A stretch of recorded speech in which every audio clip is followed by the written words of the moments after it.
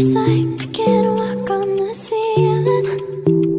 Oh yeah, got me dreaming, dreaming in colors I never dreamed in. Oh yeah,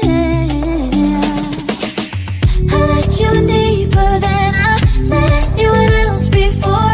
Filling up with my broken pieces, took them all and made them yours.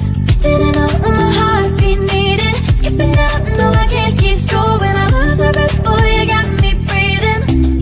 Oh, every little thing you do, every time you hold me, take me higher, higher. Every little thing you do, every time you hold me, take me higher, higher. Oh,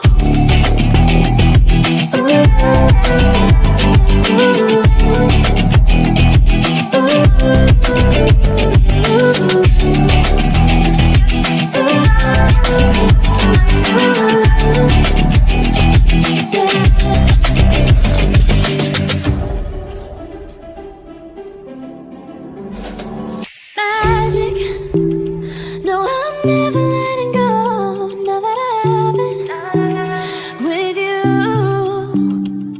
When you kiss me, it's like the stars fall out the sky onto my heart to cover up what I don't wanna show. I let you in deeper than I let anyone else before. Filling up with my broken pieces, took them all and made them yours. Didn't know what my heartbeat needed, skipping out, no I can't keep score. When I lose my breath, boy, you got me breathing. Oh, every little thing you do, every time you hold me, take me higher, higher. Every little thing you do, every time you hold me, take me higher, higher. Oh, you take me higher, you take me higher, baby, you take me higher, you take me higher, baby, you take me higher, you take me higher, baby, you take me higher, yeah, you take me higher, baby.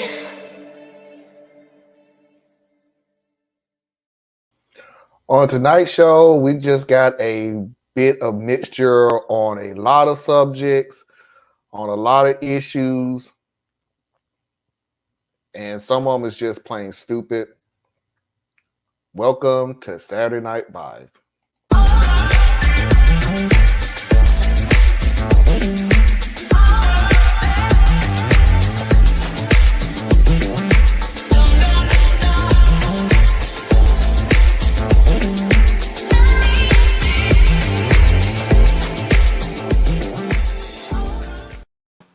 Welcome to Saturday Night Vibe, the progressive news show with Let's Be S3. I am your host, Marlon Clyburn, along with Tracy Carson, Diaz Robinson, and the returning Anna Hart.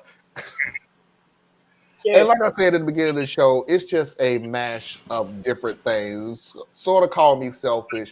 I want to clean out my file cabinet of subjects that I done had in there in my YouTube little pile for the show, and I come to the realization there was 159 videos still remaining in there. Got to clean this stuff out. And it's almost the end of the year, so no need to get all serious and everything. We'll get into the serious stuff tomorrow. We'll be digging into the election results. So there's your show.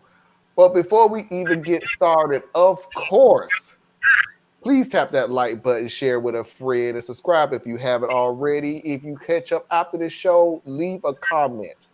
Please do not forget to hit that like button. I truly appreciate it. As always, hitting that like button and making comments tickle the balls of the algorithm of YouTube, and they will suggest my video to more people.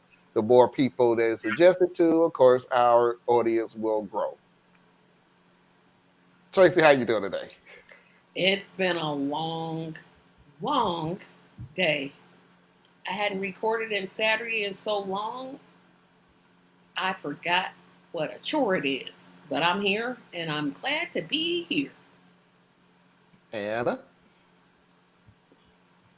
It's been also a long day, but a good day. I'm almost done editing a video, about 90%, and spoke with a good friend, so having a good day. And this, Having a pretty good day, man. No complaints, no worries. well, let's see who's all out there right now. Hello, Mickey. And Mickey said hello to all of Hi, us. Mickey. Well, without further ado, let's get this party started.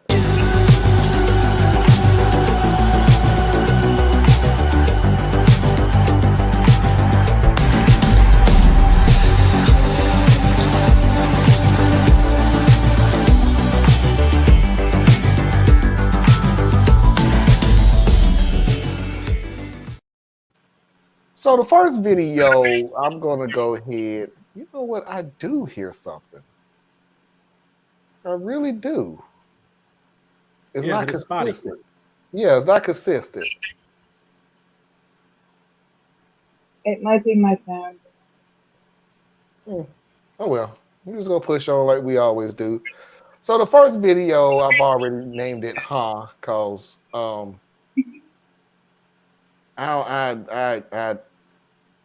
I'm like Tracy last week. I didn't know people like this existed.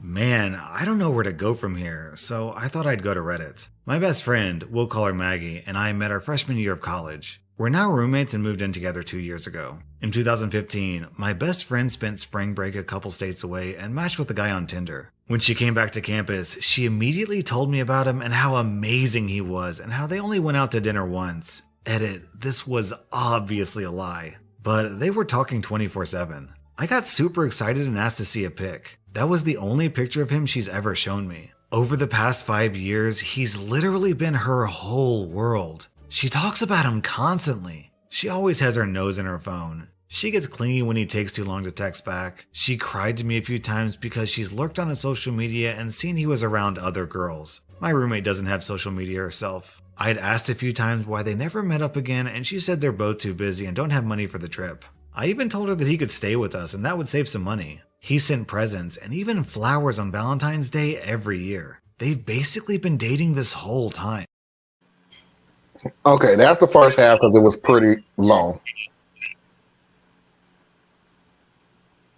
Okay, look, Is this one we've seen before?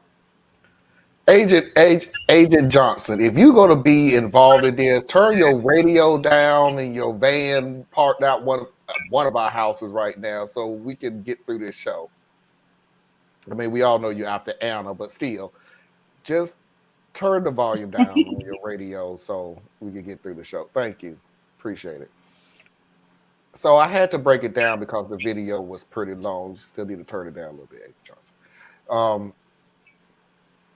But off the bat, just curious, off the bat, what do you think is happening? I don't know. I think long distance relationships are always tough. Yep. There's one of two things happening here. They're really trying to make it work. They really like each other, but distance is hard. Or he be stringing her along,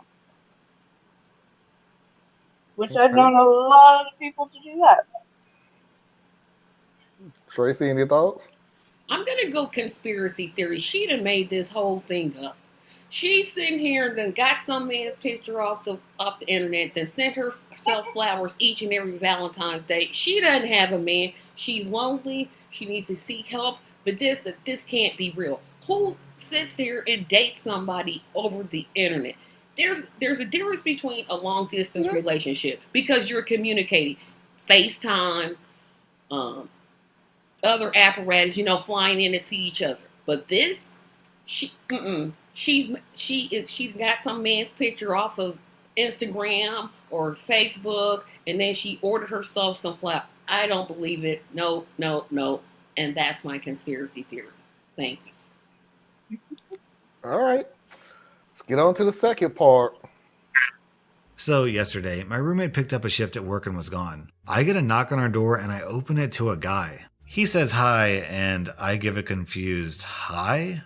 And then he barges in and scoops me up into a hug. He starts saying, "I thought you were working. I was hoping your roommate was here so I could surprise you when you got back." And I'm so confused. I immediately get down and back away and let him know I have absolutely no clue what he's talking about. My brain can't even process what's happening. Then he looks confused and says, "Maggie?" And I'm like, "No, that's my roommate." My roommate and I look nothing alike, so I'm even more confused. Then something kind of clicks and I think, oh my god, is this the guy she's been dating? So I say, "Wait, are you Adam?" And he gives me a very slow yes. And I get excited and say, "Oh my god, I bet Maggie's gonna flip out. I can't believe you're here." His demeanor completely changes. He asks me what I'm talking about. I'm Maggie, and I tell him no, I'm Summer, Maggie's roommate. At this point, I'm still completely missing something he's just pieced together. He just says, "Holy f***," and looks like he doesn't know what to say. Eventually, he asks if he can sit down. I invite him in. He then proceeds to tell me for the past 5 years, he thought he's been talking to me. Every picture he's ever seen of Maggie has actually been pictures of me. I'm completely dumbfounded, and we don't know what to say to each other at first. So he gets out his phone and shows me proof. He has tons of pictures of me he saved on his phone and went to their messages and showed me proof that she's been sending them to him. I felt and still feel completely sick to my stomach. I get out my phone and show him real pictures of her. I tell him maybe they could just talk when she gets off of work. And he's really pissed at this point. I say maybe we should call her first and let her know he's here. So I do that and she starts flipping out, saying she's not coming home. Tells him to leave and that she won't talk to him. He calls her and starts yelling at her over the phone. After everyone calms down, she eventually comes home. He's hurt and accusing. She's crying. I'm sitting there awkwardly. She tells him that she's still the same person he's had feelings for, and he screams at her, "No, I thought I was in love with your roommate." And that completely makes her break down, so I tell him maybe he should leave for the night and everyone should have their own space. He agrees, and after he leaves, she goes completely psychotic on me and starts throwing stuff around the living room. Tells me she hates me. I start crying. It's a mess. I left to stay with a friend and haven't been back, so I don't know what's gone down. I feel like I have no idea who the person I'm living with is, and I feel weirdly violated. Do I move out? Do I try to call her? She hasn't even texted me. I don't know how to deal with this situation. Whoa. Yep, I was partially right. I just had it reversed. She done went catfish. Done catfish that poor man. Mm-mm-mm-mm. First of all, I just caught the part with her for 5 years, though. It's like, Oh, this is some years? yeah, this Yes, was 5 5 years. That's why she Mm. never wanted to meet up with him, because she knew he was gonna see her and be like, "Who are you?" Girl, the web we weave when we first practice to deceive. Or something like that. No, that was it. Oh, what a tangle web we weave. Yeah, that's First it. we practice to deceive. Yep. Cosby Show. I don't. Young. She gonna get mad at something. She the one sitting here catfishing people. But this went on for 5 years. See, it's me. Well, it seems like every time I talk, it's me. But this went on for 5 years. How long did she expect this to work? I mean, really? How? She's obviously said she's in love with him and he's in love with her. So eventually, y'all gonna have to face each other. Like, you're not gonna get married online and then live together online. And I don't know. The only reason I say this baffled me, that people like this exist, is because I always have a beginning, a middle, and a end game. I know what I want. The middle is me working it, and if I work it correctly, I'll get to this end. I don't understand people who has the beginning and the middle part, but what did you expect the ending was going to be? But her level of self confidence has to be really, really, really, really, really low for her to say, you know what I'm going to do? He doesn't need to see me. I'm busted in the face. I'll just take my roommate who's more attractive than me. Who thinks that? I mean, she has to, her self confidence. It can't be right. Hey, Susan, she, 5 years is a long time. I mean, And what would that's she what's do? throwing me, Thea. Is 5 years? But I mean, you think about it. Once you start, where do you stop? I mean, That's that's Like you sad. in it now. But if I was that roommate, I would I'm gone. I'm never coming back. She would nope, nope, nope, nope, nope. Still in my pictures. You do not violate someone's trust, someone's autonomy like that. You are now sharing pictures of her over the internet. Yeah, isn't that Those illegal? things don't come down. Ever. Well, they're probably like normal pictures. Yeah, but she's Right, pretending to be that's her. Knowing Yeah, good that's will identity theft on a level. At least she ain't opening credit cards. That's good. right. hey, this lady Poor girl needs help. she really does because that, like I said, her self confidence has to be at zero to think, wow, I'm not attractive enough to get a man on my own. So let me take my roommate's picture, say it's me. How long did she think? Like, did she think he would? Like, how did she pull this off for five I years when don't. he said, list me? Oh, I Well, can't because I'm busy. I I don't think can't. she's a mastermind here. she doesn't have the thing yet hooked up of what happens next. The ultimate, what happens Yeah, next. because eventually, if you're in that kind of relationship, somewhere, if you, I don't know how they met, but assuming because I've never been in a long distance relationship, you meet first. You live in two different states, so you travel to each different state. You don't just meet online and then start dating online, do you? Because maybe I'm just Yeah, you can't do you that. See, lots to of you me, people can. It's do. untraditional.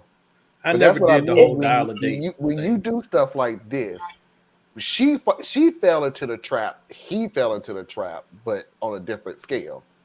She fell into the trap of she didn't think she was gonna fall in love. He fell in love, and what she said was true to a fault. And because he did fall in love with Maggie, her yeah, the roommate. personality and everything else.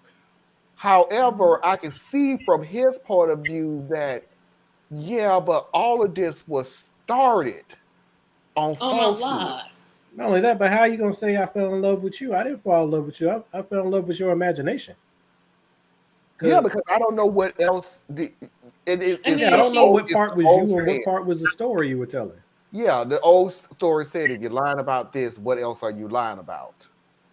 Like you could easily go look at somebody's profile or read their stories or look at their pictures and go, okay. So they like this and they like this and they like this. So I'm gonna say, hey, I'm so still do I. tripping off of this dating online thing because as a person that has a profile, I'm thinking, oh, I'm gonna meet this guy in person, see what he looks like. He sees what I look like. That's the way I'm thinking this should go. But apparently, y'all telling me it don't necessarily go this way. I don't it see goes how it goes many 5 years ways. though. What did I'm you say, sorry. Anna? It goes many different ways.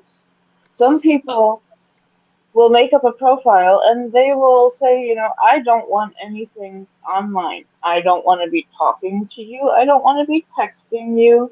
I want this to be a real relationship.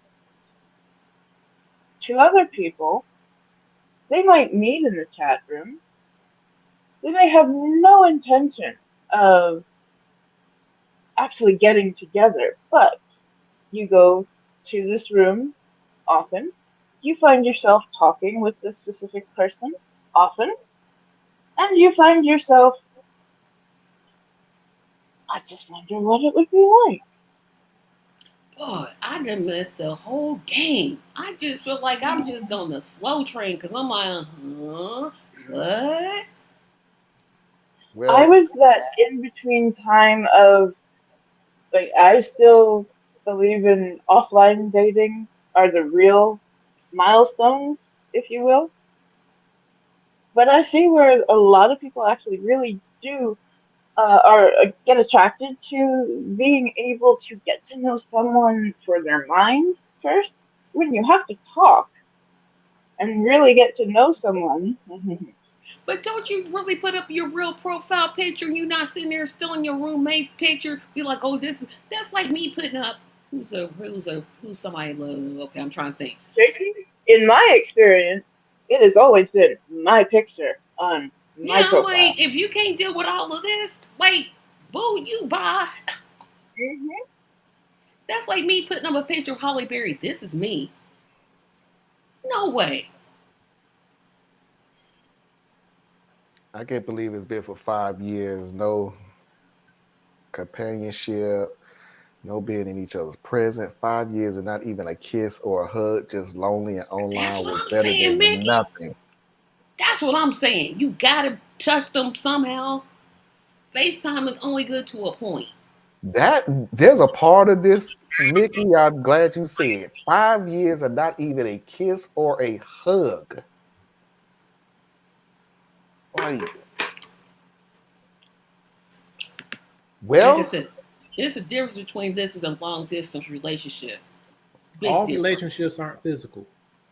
well, No. They are not. we have But an update. An update. Thank you guys for all of your advice and comments. Many saying you've been in mine or Adam's position. It's made me feel better. I'm going to go ahead and post an update because I don't think there will be more of an outcome than this. I ended up having a phone call with Adam, mostly because I wanted to know about the pictures she sent. Turns out, she sent pictures of me in my underwear and nudes that aren't actually of me or her. So we're assuming she got those from Google. He feels really bad and is actually having a hard time with all of this. I assured him I don't blame him at all for the underwear pics or anything like that. He ended up telling me that they actually have FaceTimed, but she would never show her face. Only the top of her head and hair, which is dyed a similar color to mine. I never thought anything of this. Now I think it might be really weird. And her excuse was she felt like she looked bad on video and was self-conscious, didn't have makeup on, etc. He said he didn't think it was weird. I don't know. He also told me he's tried a ton of times to arrange visits to meet, and she's come up with excuses every time. He said that he's mostly content to talk through text and over the phone up until this point. Also, he said he's going to try to reach out to her one more time to talk about everything, but that he's moving on. As for me, I'm not sure if I can break my lease yet, but I'm going to go ahead and move out and in with a friend until my lease is over. We briefly talked when I went to my apartment, and she sort of half apologized, but is still pretty hostile and defensive. So I'm going to give her space. I feel bad for her, but I don't think our relationship is going to survive this whole thing. Anyway, this has been some crazy stuff, and I appreciate all the responses I got. Y'all are awesome. Oh boy. the things that people would do with Al Gore's internet.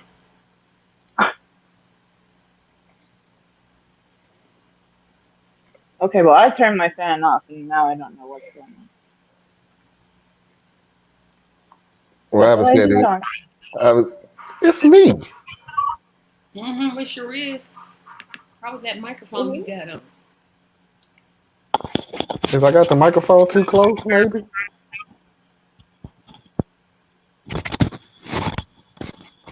Let's see. Testing to all the people out there. Oh, I must have had the microphone too close. Okay. Tracy, IT specialist, as you call. Let's put it right here. Okay, so I'll just leave it right here, and then I'll be real quiet through the whole video because I know what it sounds like when I got it on the table, but it beats listening to me in the third person. So here's the deal. I still okay. You know what? I'm going to ignore it. Sorry. I'll check the settings during break. But here's the deal. That dude is hurt. He Yeah. has every right to be hurt. I'm not even blaming him for being hurt. And I am shocked that he said, I'm going to reach out to her again and then I'm going to move on because I have no idea what I would say to her. I really don't. I don't know what I could possibly have left to say to somebody. Number two, yeah, I'm with Tracy on this. Well, don't go back to that house to a woman that's taking pictures of you in your underwear. Nudes? I mean, well, the Not news wasn't her, but the But thought, underwear. That's yeah, the underwear thing underwear? is enough. What? Mm-mm. the violation. Mm. You couldn't trust her again. No, you And she has the return her nerve to to be being angry. That's what's tripping. I'm like, no, She's what? angry for being caught. being caught. That's what She she's is a angry young about. girl. She's angry for being caught. She's embarrassed. She never and by the way, again, lady, I have no idea what you thought the end game was gonna be. So I'm gonna say again, she didn't think she was ever gonna get caught, which again, I don't know why you would think that. It's been 5 years. Eventually, you're gonna have to meet the dude. Now I'm gonna put a little caveat on old boy too. And I'm sorry, I don't want to beat up on him. He is the victim. I'm making this perfectly clear. He is the victim of this story. But my boy, Girlfriend. 5 years. You don't try it for 5 years to meet her in person, and for 5 years straight, something comes up. Come on, man. 5 years. Once in a blue moon, I get it. I get it. 5 years. Come on, man. Come on. Seriously. Something should look. I'll put it to you this way. I'd have been looking at her sideways after a year. A couple of months, 6 months, and I don't know what you look like. Nah, this can't get. This ain't gonna go past the second conversation. To be honest. I'm sorry. And again, I don't want to harp on him. I really don't. But my boy, some bells should have been ringing. That you can't meet her, she can't come see you. You can't see her face on the camera. Like, come on, you know I'm finna call you. Yeah. Like, even if Take I this say as a I don't good care if you learning. had makeup, I just want to see your face. I don't care about the makeup thing. I think you're beautiful regardless of the makeup. And she's still showing the top of her head. Come on, man. Come on. Come on. And like I said, I don't want to harp on him. He is the victim. I'm just pointing out things that would have stopped you from being victimized. And Yeah, I there's really feel like actually. being victimized is just use some common sense. Yep. That something ain't right. That's all I'm saying. I'll leave it up to everybody else. Um, when I was on online dating thingy, I just wanted sex, and I said so. When I meet people in person, I said so. Again, these are men who still disappointed, or else they didn't believe me. Be Susan, that is a male-driven, egotistical. The only people who only want sex are men, and they don't believe that women want just that too. And apparently, from this point on now, because I've been on this planet for 50 years, and it's been going on since I was a teenager, and ain't nothing changed from that. So it is what it is. We could say all we want is sex as a male, and people believe us. Women can say the only thing they want is sex, and men will think that's just a trap. You just trying to get me to fall in love with you because you know what I want to hear is barbaric, it's old, it's misogynistic, it's a whole bunch of stuff. But that's what it is. Um, Maybe she has some action in her real life and is just enjoying the action of her. That never came up in the story though. That never came Mm-mm. up in the story that there was Like, somebody what was else. her motivation? Thinking, boy, I know what I'm gonna do. I'm gonna take my roommate's picture and I'm gonna tell him it's me. What, girl? Maybe, I was What? waiting for the roommate and the guy to start like hitting it off. That's what I was waiting on. I was like, they're gonna start dating. Why she start dating? He's already infatuated with her anyway. see, because we're so used to the romanticizing If this of was a things that romantic comedy, that would be absolutely what would that, happen. yeah, if it was a romantic comedy, that's exactly what would happen. That's exactly what would happen. It'll be a romantic comedy where go, well, I really fell in love with you, but whatever. Yeah, Diaz is having technical difficulty. He'll be right back. He has to wait for AOL to do his thing. I have seen some really beautiful long distance relationships that people did not get to meet for 3 or 4 years, and they're still married. You know, the woman was from Israel, the man was from America. Unexpectedly, they hit it off. What are you going to do when you suddenly find somebody that you can talk to all day and night? You don't seem to run out of things to say, but you're on different continents. You're on different sides of the ocean. You know, Like I said, this there's is nothing something wrong. people with the army go through, But or they, the Navy yeah. services. But You Anna, know, they my knew what partner each is other in the looked service. like. She didn't take her roommate's picture and say, "Hey, this is me." Yes, Yeah, but after I am listening not to the talking story, now we don't about. know that. I am just saying, in my experience, there have been some incredible relationships that have sprung up from you'd never know where. I try not to judge, but hey, here, no, you don't take your roommate's pictures. In a draws. Mm. Exactly. Well, I think I know I missed probably the last segment, but as far as the whole thing is concerned, um, it's like you stop where it goes wrong. So dating online or virtual, that's not wrong. It's not my style, but it's not wrong. Then pretending to be someone other than who you are is wrong. And then stop. Like the whole rest of the story literally is irrelevant.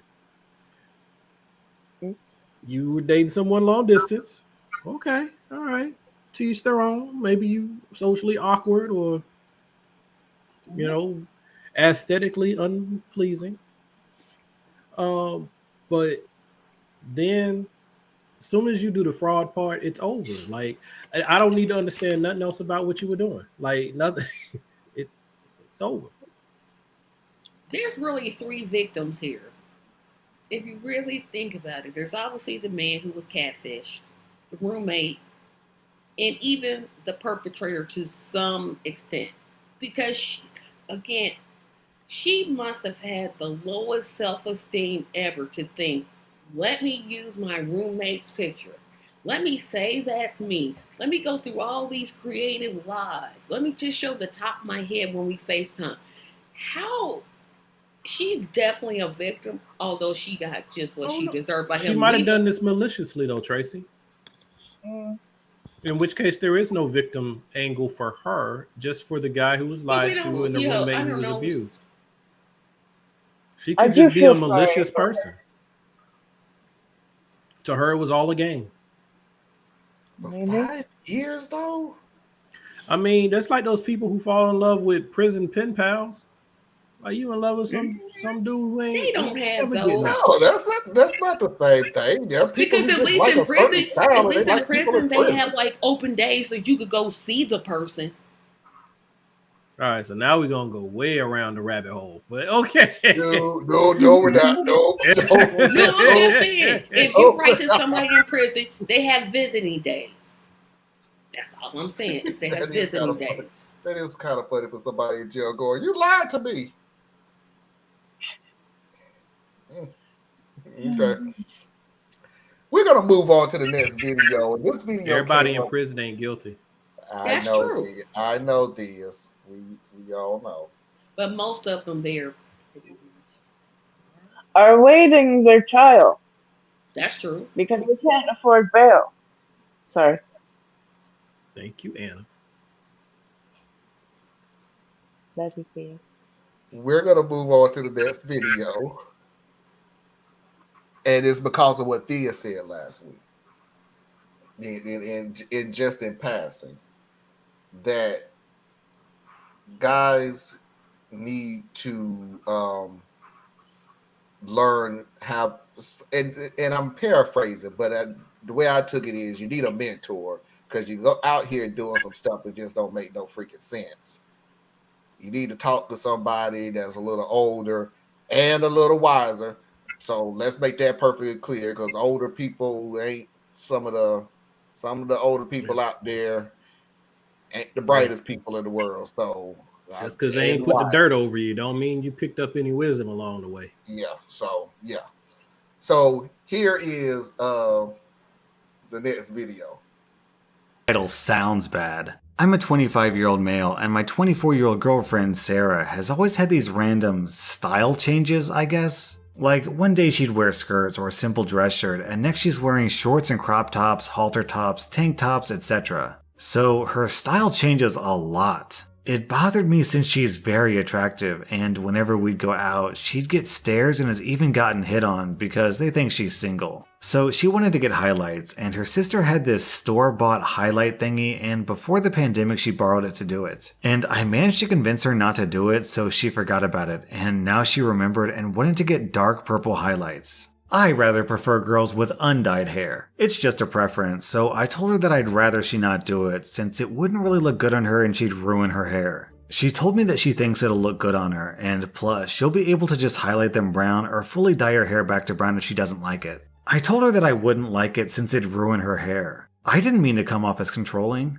She just shrugged and we went to sleep after that, and I thought that was the end of it. Then, the next day, I woke up to her making breakfast with purple highlighted hair. I asked her why she did that, since I told her it wouldn't look good. I still didn't like it. She said she had a change of heart and that it shouldn't matter what she looks like because personality matters. Then I said to her she should have told me if she was going to do it, and she asked why. And I told her I'd rather know if my girlfriend was going to damage her hair. I should have chosen my words better, cause she got all defensive and told me that I shouldn't have a say in what she does with her hair and how I manipulated her last time. So amidst the whole fight, the breakfast got burned, and we were too busy arguing so it was too late to save the food and we had to throw the food away. I was tired, so I said out of anger that this wouldn't have happened if you would just listen to me and stop being a child. Sarah then started yelling at me again, saying I should cook for myself and that she shouldn't have to be my maid. I told her that she does these things by herself. I can cook and clean, but she does that, so I see no reason to dismantle the system, and she likes cooking. Then, when I thought the fight was over and that she would make breakfast while I cleaned the bedroom, she made breakfast for herself and told me she's leaving and she's done with me, and now she's at her friend's house. This happened a few days ago, but I feel like she overreacted. So, am I the butthole Reddit?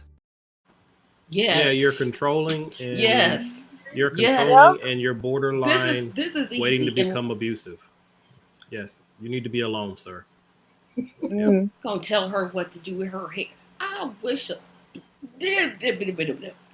Well, I mean, there's Looking for levels to this, though. He's a control. Oh, he's controlling. Like, everything he said was controlling. But He doesn't like it. If you don't like purple hair, then don't dye your hair purple.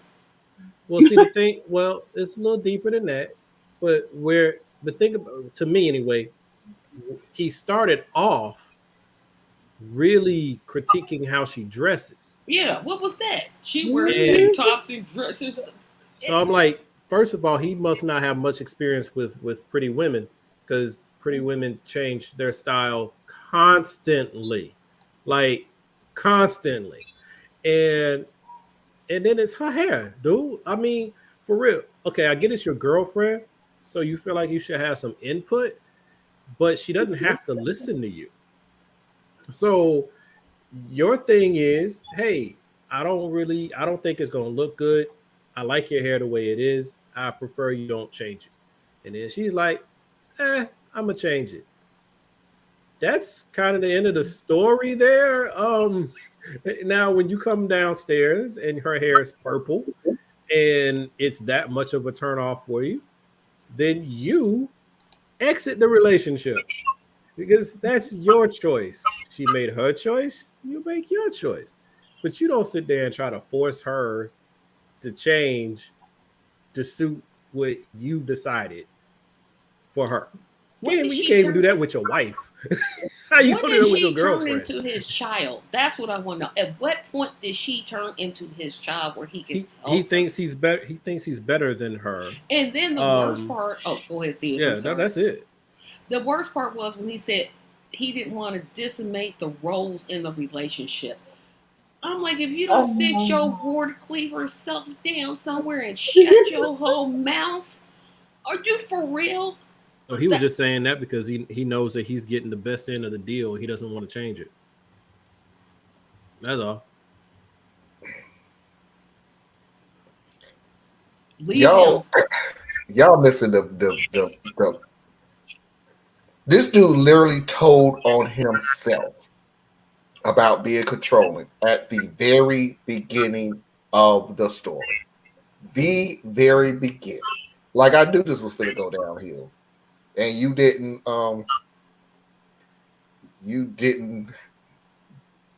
yeah, anyway. She likes to change her style. One day she'll wear pants, the next day she'll wear skirts, the next day. Fool, who don't? Who everybody changes clothes. Unless you Well, everybody changes changes clothes, Marlon, but what he was talking about is she her changes style. her style. Yeah, That's what I mean. But who has the same style? No, most people. I'm people willing to go have on a a limb style. here and say most people have a set range of how they dress.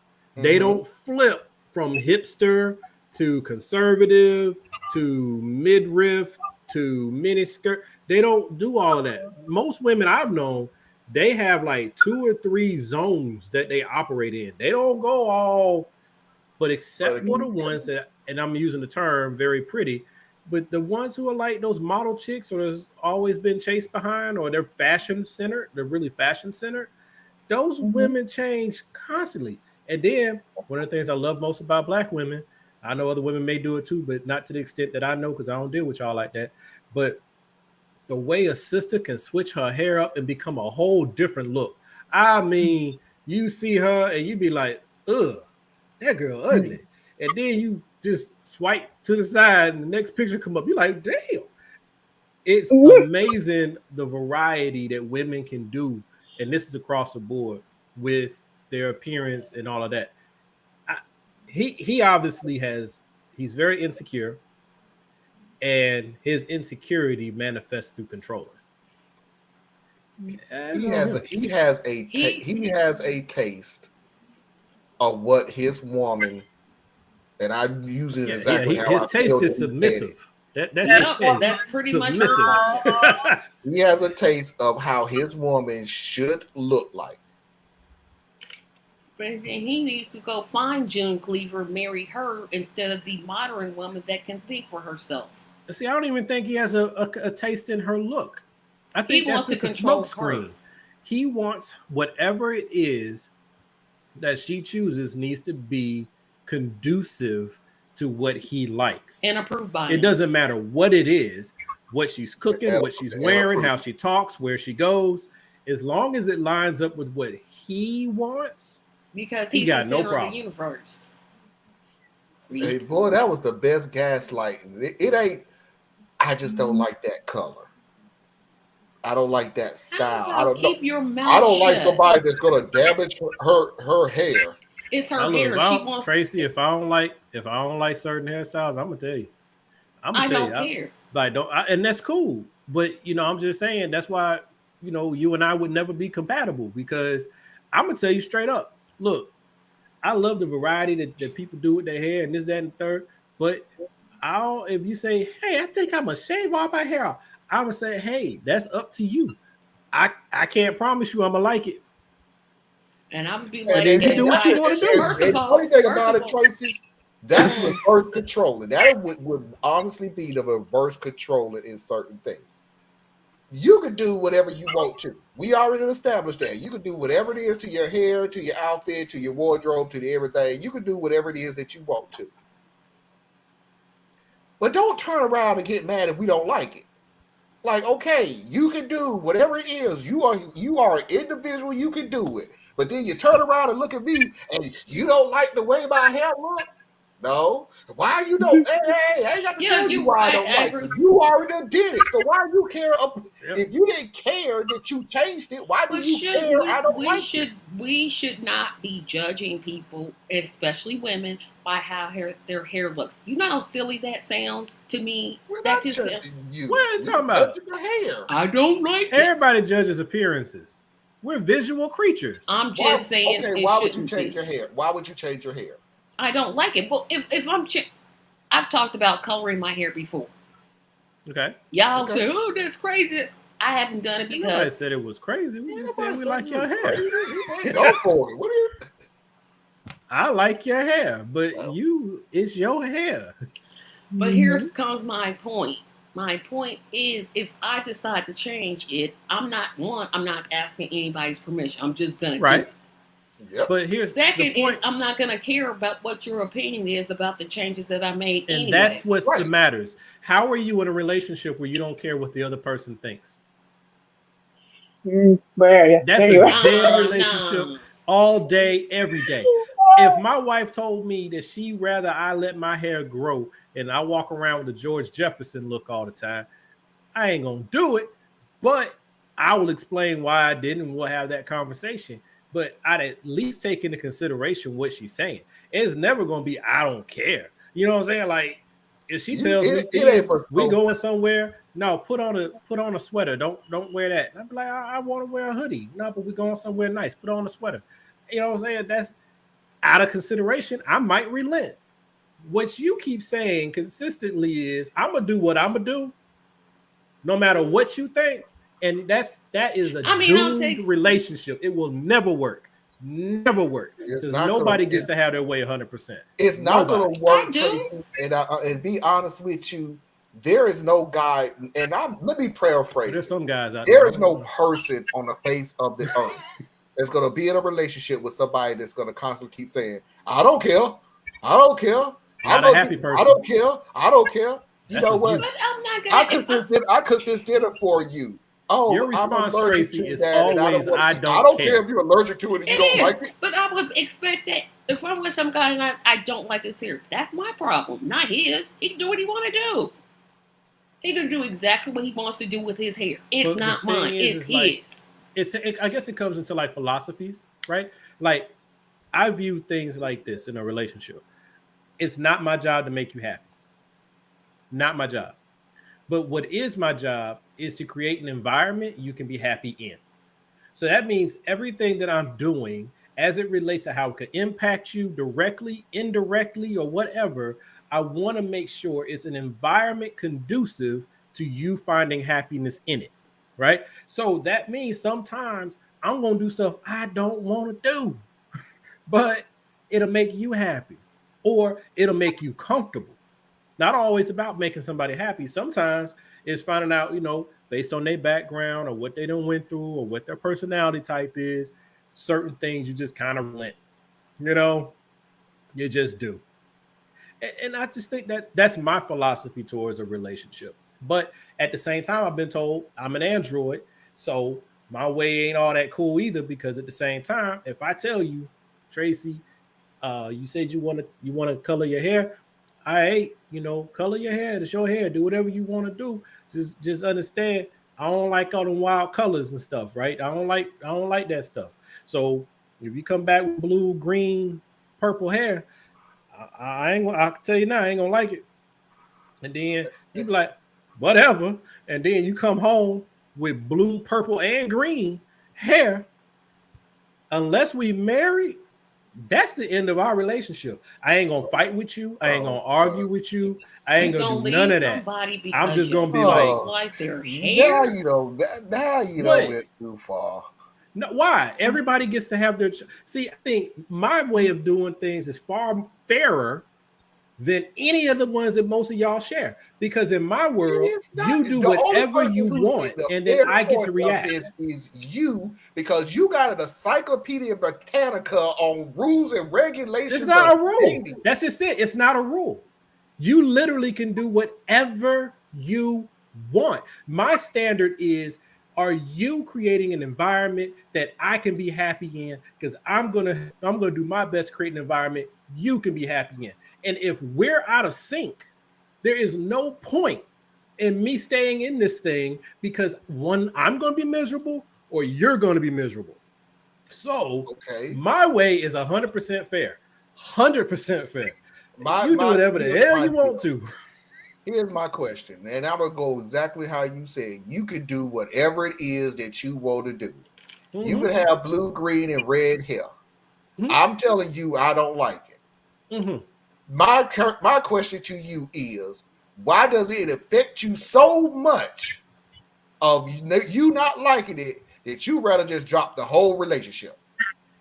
The Because it's just whole something. thing. It's my preference. If you're dating, you can break up for any It's reason. hair. It's still hair. It's not just hair. It's about what you like and what you don't like.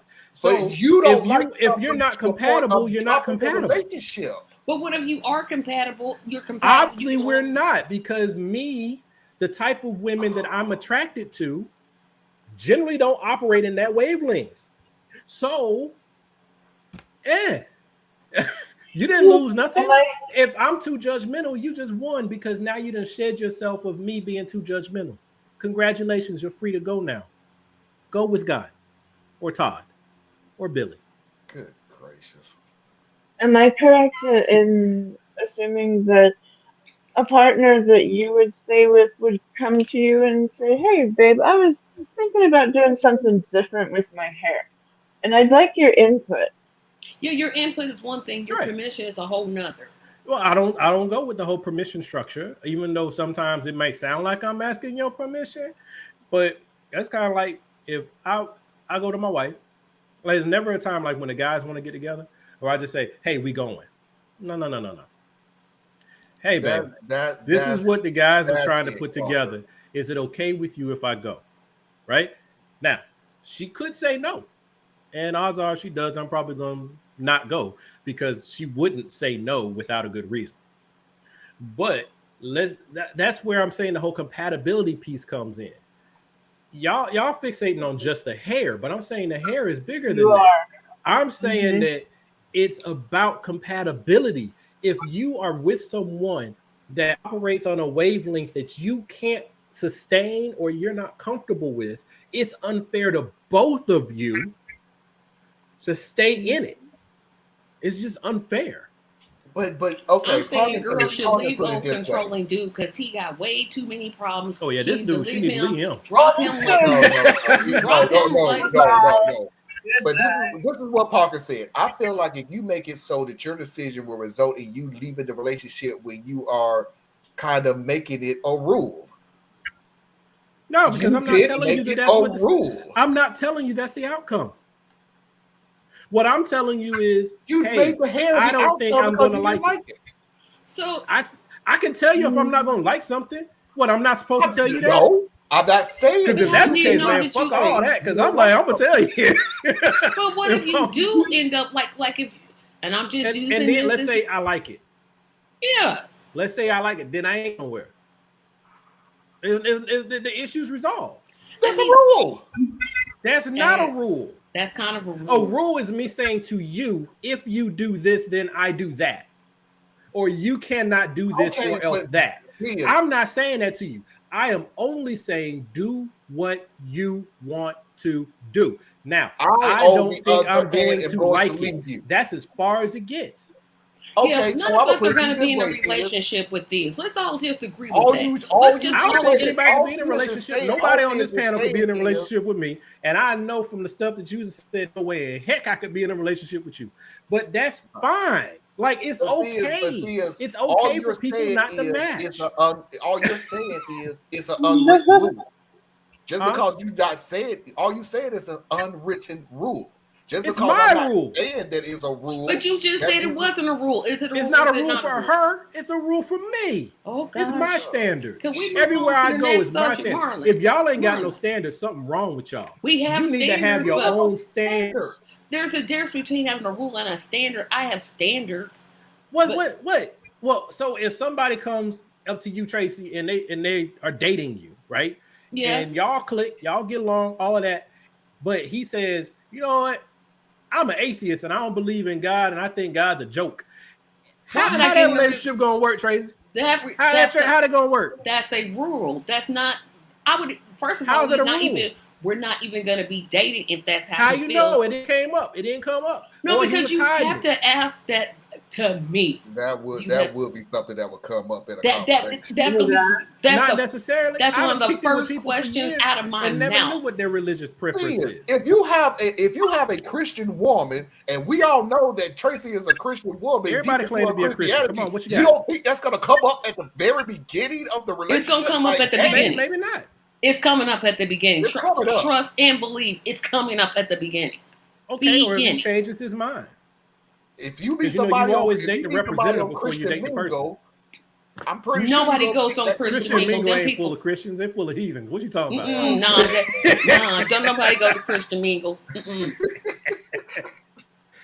I'm gonna go find me a good. Put up Parker's comment because I think I think Parker's right when he says this.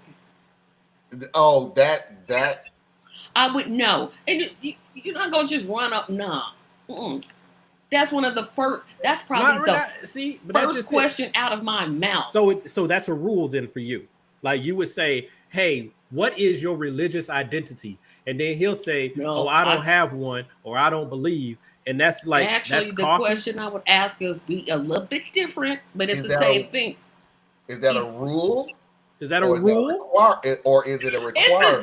It's the teeters, and I'll tell you why. Ideally, I would want someone that shares the same faith as me. That would it would make life easier. This is humorous. I like this. Go ahead. But a rule to me, yes, there is a MAGA dating website. It's just going to depend. That's the very first question I'm asking out of my mouth is, what do you believe about Jesus? Period. That's the first thing I'm asking. It's the very first thing I'm going to ask. You don't believe in the whole witnessing thing? But I know what you're going to say. You got to already come to you packaged and ready. Is that a rule or is that a requirement? That's a requirement. What you just said. It's probably both. It's probably both. Okay. I mean, I have rules, but and your example of the hair color. So why are your rules any different than mine? How come my rules because are wrong hair and yours colors are right? is trivial. Well, for starters, she's actually admitting that it's a rule. Yeah, I'm actually admitting. To you, it's trivial because you're focused on the hair. I'm not saying you are like on level 2, and I'm talking on level 5. We not on the same wavelength here. But that's my deal. The girl came back with different color hair, and you went because you colored your hair. We're not compatible on whatever you use, X, Y, Z, D, A, B, C. So I'm out. It's like everybody's still looking at back. How are you missing what I'm saying? How in the world are you missing what I'm saying? It's not like she came back with brunette hair or blonde hair. You know what I'm saying? She came back with blue, purple, and green on the same head. That's and if she wanted to color it green, blue, yellow, and purple, that's her hair. She can do whatever she wants to. And the problem is now that I'm looking at it and I really don't like it, then that means every time I'm around you, I'm judging you looking at your hair, or I got my nose turned up, or I got something slick to say, or I'm holding stuff in, bottling it up because I don't want to offend you. Now what type of relationship we got? You know what I'm saying? See, that's the problem here. Y'all so stuck on the hair, and I'm talking about the impact on the relationship. No, but you said, go ahead, I'm stuck Marlon. on a part of the body that I know I'm going to look at and go, in 2 or 3 weeks or a month It's gonna or so, change again. this If is she going to changes her change, style, she and, gonna change it tomorrow. and She'll we'll change be it done next with week. No, if you're dating someone, generally speaking, at least in my past dating experience, you kind of know the type of people that you're talking to. So if you're talking to a free spirit that likes to change their hair up a lot, that gets factored in. So you can't turn around later and be like, Hey, "Why your Tanya. hair dreaded up today? You doing dreads now? What is you?" If you know she's always experimenting with her look and her hair, and then it's factored in, and then what I just said wouldn't even matter because I chose her for this whole package thing. But if I'm dating a conservative kind of woman or a woman who's like always wears an afro, and then all of a sudden she has an afro and natural hair, and then all of a sudden she going, what's it called? Lie in a box, perm. She's doing perm all the time, Relaxers, which nobody perm should relaxer, use. whatever you Yeah. want to call it. And let's say that's a problem for me. Let's say I like natural hair, and that's my taste. Then I can either try to impose my taste upon her, which I think is wrong, or because we're dating, I can exercise my right. She had her right to do whatever she wanted to do. And she asked me for my input. I gave her my input, and then she made her own decision. And now I get to make my decision. How is that ever unfair? Otherwise, I'm really imposing my standard onto someone else and saying, do not do this or I'm leaving. That's wrong. That's wrong. But all I'm saying is this, though. Over time, you see more This is wishful thinking, folks, okay? I'm trying to give y'all wishful hopes and dreams here. Over time, you will see more things that you like about that person. The way she represents herself, the way that she talks, the way that she walks, the way that she acts, the way that she Her all the way down personality. to superficial things, the way that she cooks, the way that she designs, the way that everything Marlon, else. as you're running through your took grocery one list here. thing out of the equation and dropped all of that, and it comes to hair. But Marlon, you go a whole grocery list that you just put in. First of all, you got to understand how I come into these things. So, because we're talking about how I view things, right? Which is what I'm trying to express to you. And also, the thing about it for me is like, I believe that love is one of those chemical reactions and emotional attachments that can happen if you allow proximity to exist long enough, right? If you are around someone long enough under the right conditions, you can fall in love with almost anyone because you start to see who they are beneath everything else. And then you can fall in love with that person, and it can be the wrong person for you to be in love with. You can be hopelessly in love with someone and they're like a drug abuser, but you see their heart, their soul. You're already attached to this person. Love is a very heavy thing. So for me, when you see things are not lining up where you are going to be the optimal partner for them, exit. Because if you stick in there too long, now you're in love with somebody and there's weird trade-offs that start happening. Right? Because it's not like, she snores. Okay. Love will let you be like, yeah, she snores. I'll just go to bed first. Who doesn't snore? A lot of people don't snore. I snore like. Oh, I snore like a freight train, but I didn't used to. That's another story. I had surgery and then, it's a funny story, side story. So I didn't used to snore. I used to sleep very, very, very, very quiet. But I had surgery for something. I don't know what it was. But before I had surgery, I saw this episode. Everybody Loves Raymond. Like, I love that show. Y'all ever watch that show? Loved that show. But anyway, it was an episode where he went in for a minor surgery and died. And they brought him back. And they didn't tell him. And I saw that right before I went to surgery. It was Oh the night no! before I went to surgery. So I think Oh, it messed me up. That's shit. not And good so stuff. when I woke up after that day, I No, snored. no It way. was weird. What? I'm sick. I Wow. don't know what. And I've had surgery before that. I'd had surgeries before that. Never had surgery. But for some reason, Yeah, I I'm like, was of all so the things I've scared. ever had, surgery is not one of I've them. never had surgery. I've never broken I- a bone. I haven't either. I am. Oh, wait a I've minute. had Okay, wait a minute. How I did many have. surgeries have y'all had? I don't know. I I've had had three I or four. had dental surgery, so maybe I'll That count don't that. Well, I count. don't 'Cause count that one. That don't count. Well, it So depends no, on I've what the had dental my surgery knee, is. my So. chest. I've had some pretty serious surgeries. more than 4. This is remember more than 4 or less than 4. Um. Okay. Do you count the putting in of a tube as a surgery where you have to open up Yeah, just? that's surgery. yes. Okay. I have had dozens.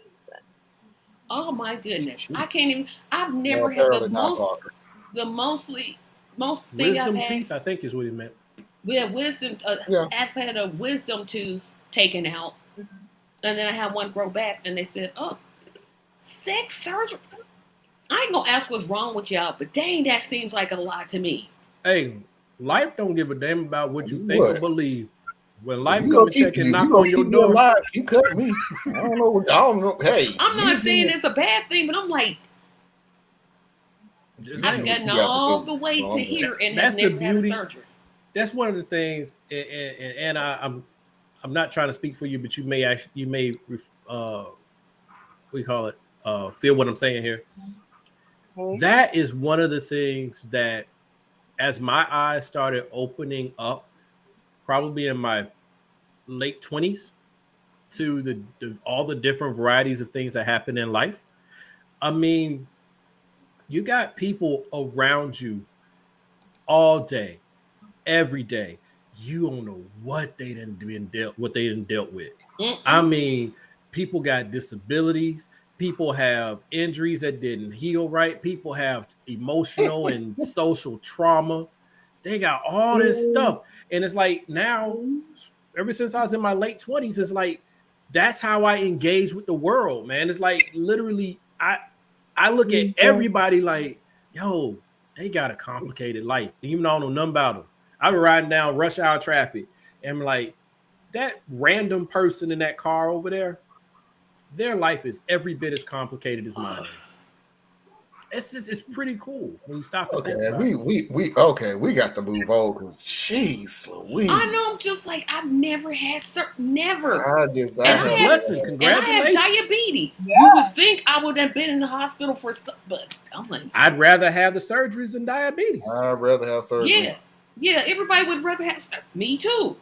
The grass is always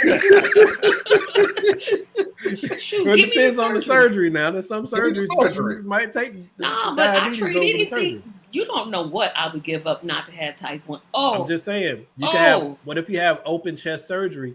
So depending upon the weather, depending upon your mood, depending upon a different ailment in your body, depending upon all these different things, right? So like Ed is talking, Yeah. so you might be like, yo, I'll take some of that diabetes if you can take no, this you off of won't. me, because I'm Nah, telling you, no, nah. diabetes is, my whole family got diabetes. I'm like the last one standing, but They all probably have type 2, not type 1. Is the difference.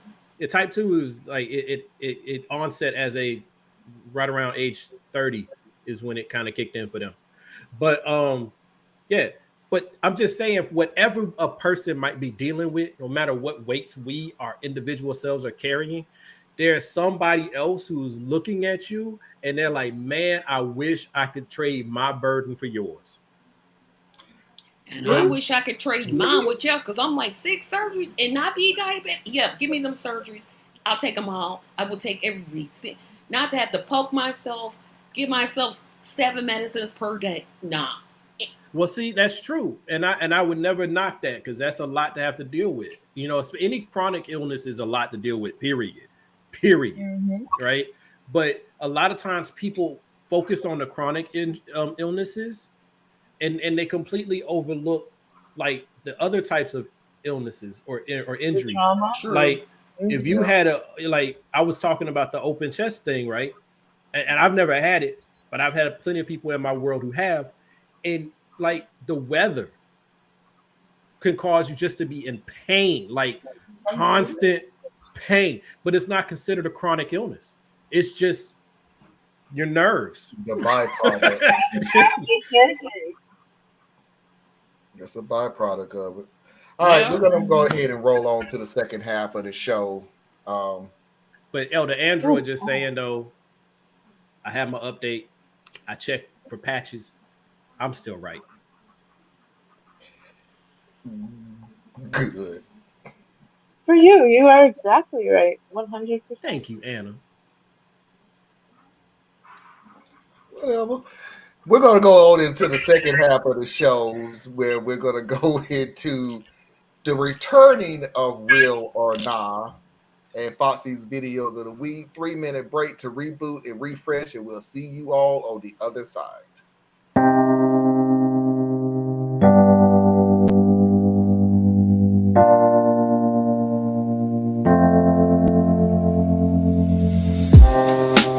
Living for weekends, wishing I could take a break from this world.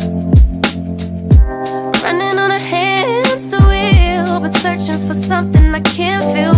I just wanna be a lost girl and fly. Take a breath, feel my wings spread, levitate above the ground and make eye contact with clouds. Now I'm rising, I'm soaring above it all. I just wanna be free. Finally, finally, finally. I wanna be free. Finally, I wanna be free. Finally, finally, finally. I wanna be free. Finally, finally, I always stay dreaming, never imagine I lose my spark. Living in this crazy time, putting back the pieces of my mind. I know how to run from the dark and fly. Take a breath, feel my wings spread, levitate into the clouds. I'm so high above the ground. I'm rising, I'm soaring above it all. I just wanna be free. Finally, finally, I wanna be free. Finally, I wanna be free. Finally, I wanna be free. Finally,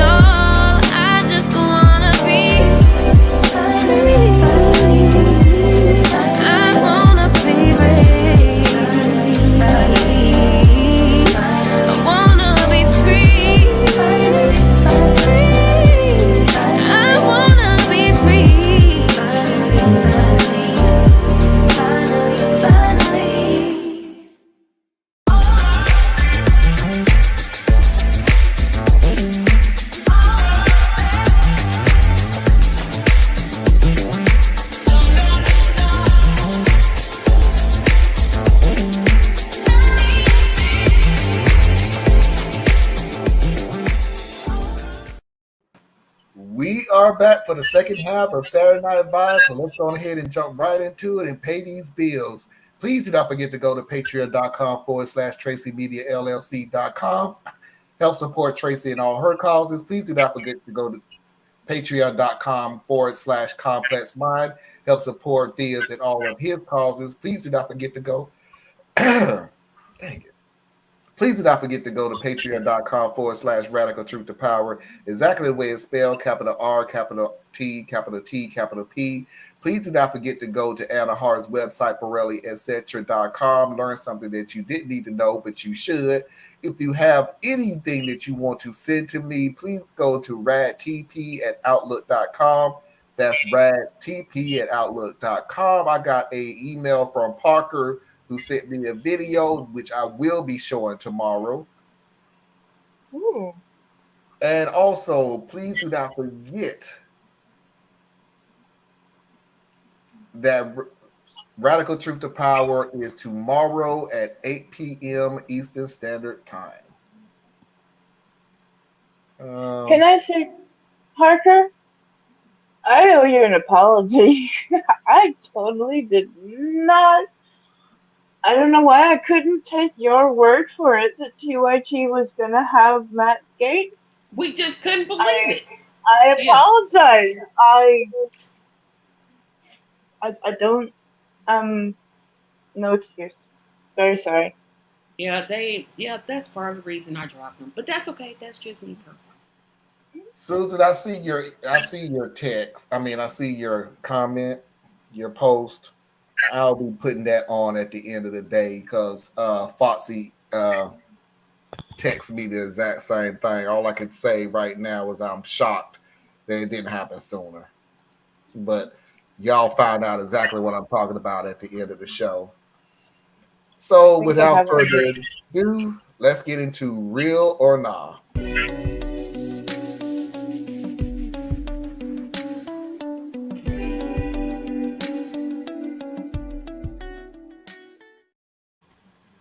So I'm going to go ahead and play the video. I'm going to let everybody speak and everything else. And then I'm going to, of course, like always, give my opinion at the end.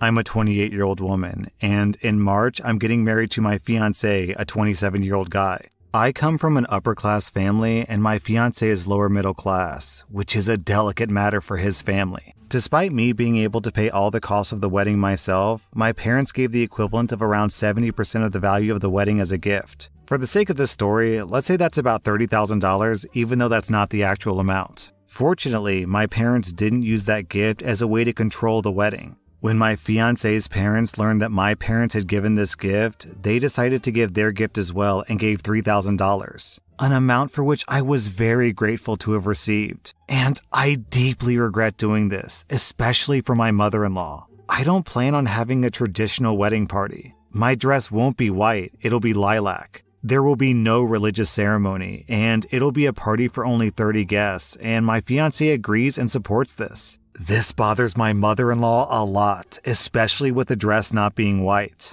Over time, she gave up on imposing the idea of a big party and not having a religious ceremony. But she just keeps annoying me about the dress. She kept nagging me about it, even after I snapped on her and my fiancé told her to stop. Because of that, we're low contact with her. Yesterday, it was my sister-in-law's birthday and I went with my husband, and obviously my mother-in-law was there. Not even 5 minutes after I stepped into the party, she started again with the idea of me having to wear white because it's an important tradition. And it got to the point where she was talking to her sisters about how this new generation doesn't respect traditions. I hit my limit when she spoke loud and clear that, in her time, the bride and groom respected their parents' opinions, even more so if they helped pay for the wedding. I was very angry and said, "Enough! I can't take this! It's not worth listening to other people's opinion for this money." I had $3,000 cash on me, so I gave it to her in front of everyone. And I added that now she can't say anything because she's not helping pay for the wedding. This generated confusion of tremendous proportions. My fiance's entire family is fighting with me, saying that I humiliated her in front of everyone and disrespected the amount of money they gave. Well, I had to leave the party early so that it wouldn't get any worse.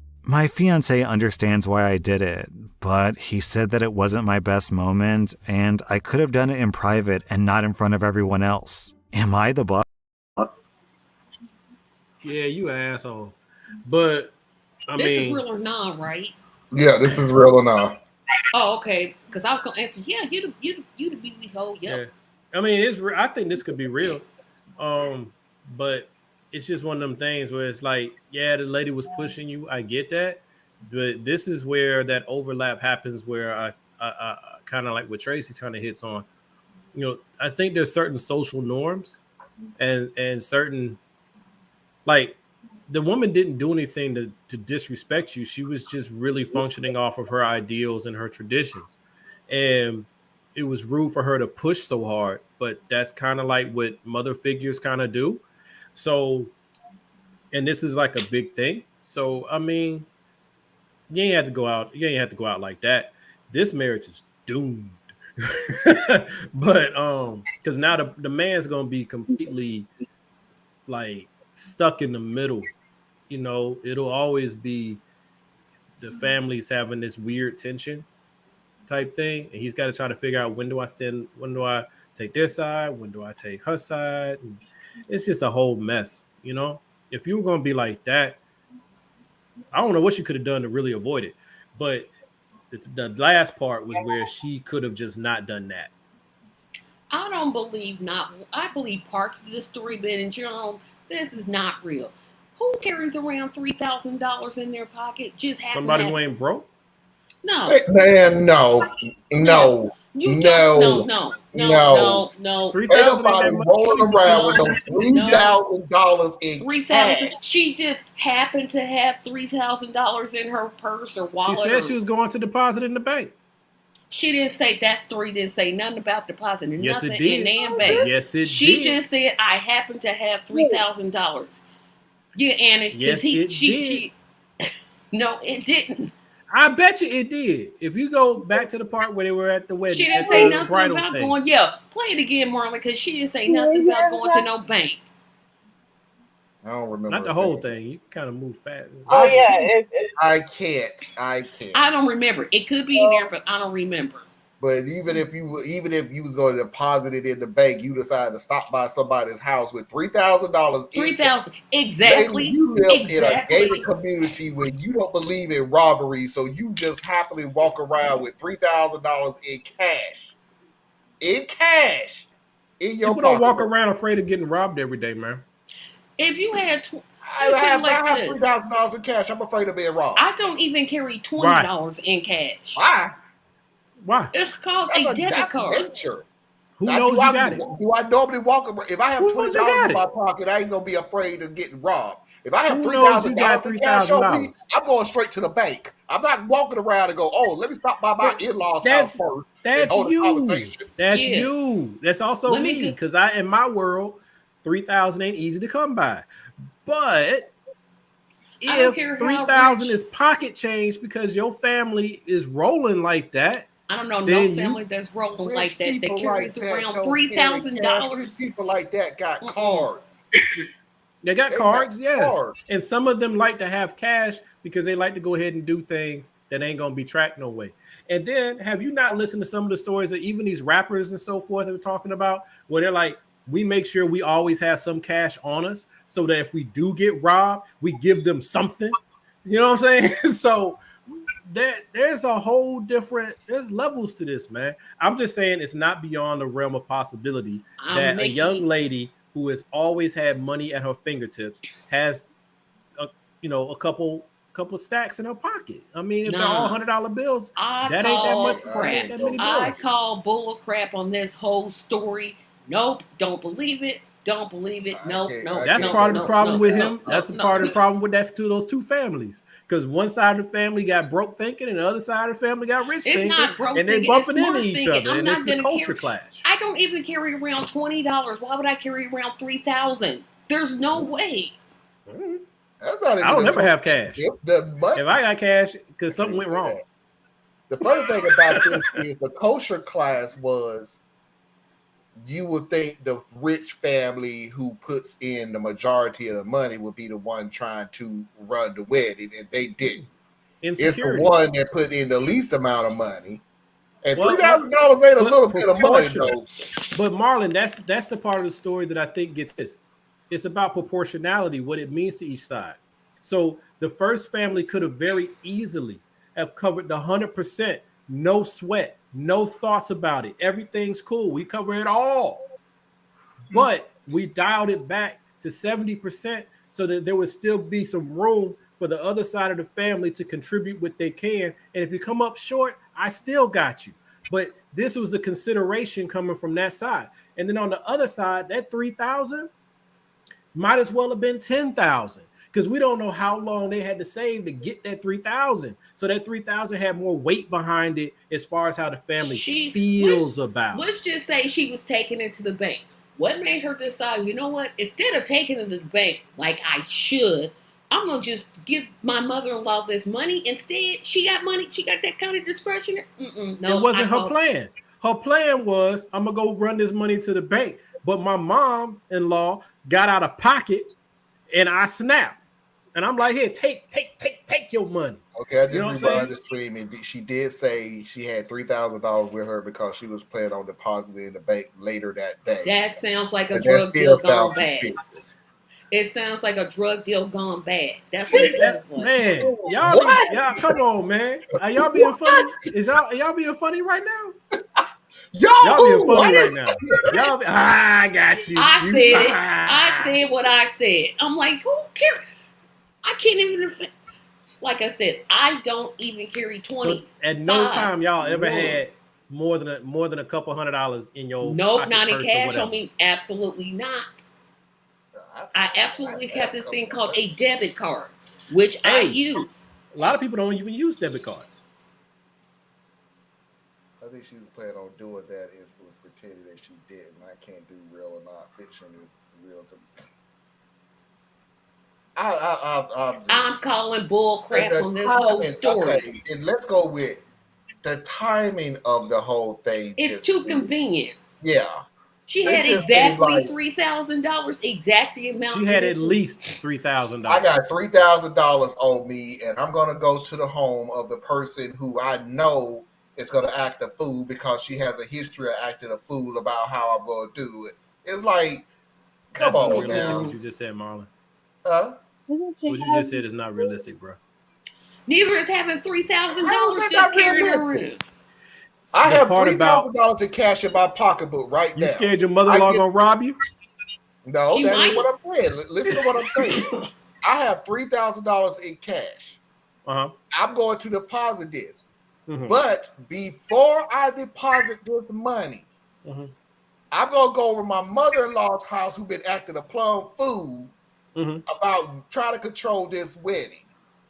And I knew she was going to act a plum fool. So when she acted like a plum fool, oh, you know what? I can't take it no more. Here's your $3,000 back. But that part wasn't planned for. This story is just too convenient for me to buy into it. Period. It's too convenient. I'm just saying, and we're all speaking off of life experiences, and I get it, and we're trying to impose that towards the story. But I'm like, I know I done kicked it with folks that got stacks. You know what I'm saying? Why is you carrying around that money though like that? Because they got it. No, but everybody ain't got to know that I got it. Obviously, I have. Don't nobody know until you take it out. That's why I was asking the question about being robbed or whatnot, because $3,000 in your pocket or your wallet or your purse looks just like $10 in your pocket or your wallet or your purse. So if you're not afraid to walk around the streets with $10, you shouldn't be afraid to walk around with $3,000. I don't walk around the street with $1. I won't even have $1. It's only one time I carry cash in my purse. One time, and that's when I'm going to the laundromat. That's the only time. That's the only time I have cash. And trust me, it's like the lowest denomination I can have. Like, just give me $10. I'm gonna wash with $5 and dry with $5. That's it. I don't need nothing else. I feel you. I'm just saying that is and not. If you hanging around them people with $3,000, have them hang around me, because I apparently need to draw. I need to draw off of that energy. No, because if they got to hear y'all talking about, we might get robbed.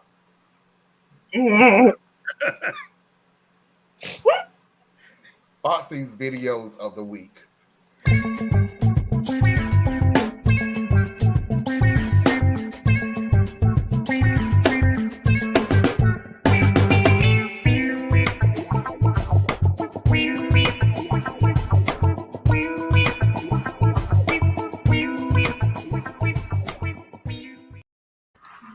gotta give it to you, Marlon. You got some of the best music, dog. Thank you. Thank you. Try not to even change these. All right, look. This is for Tracy. Because I don't want Tracy to feel some type of way. Tracy, I'm not blasting your people. I'm just saying some people need to hear this message. My Did you just say you people? He's You my people. You people. That don't even sound right coming out of a black person's mouth. It Trying to ain't. figure out who It ain't. 'Cause y'all assuming when I Who say is you her people is people? one type of people. No, Who is it's her another type people? of people. You People people. with gray hair? Is it the people? Yeah, just listen to Why the you gotta video. point out that I have gray hair? It's just hair. Not for you. So for you other people, you others, y'all need to listen to this. Look, when you squeeze an orange, what do you get?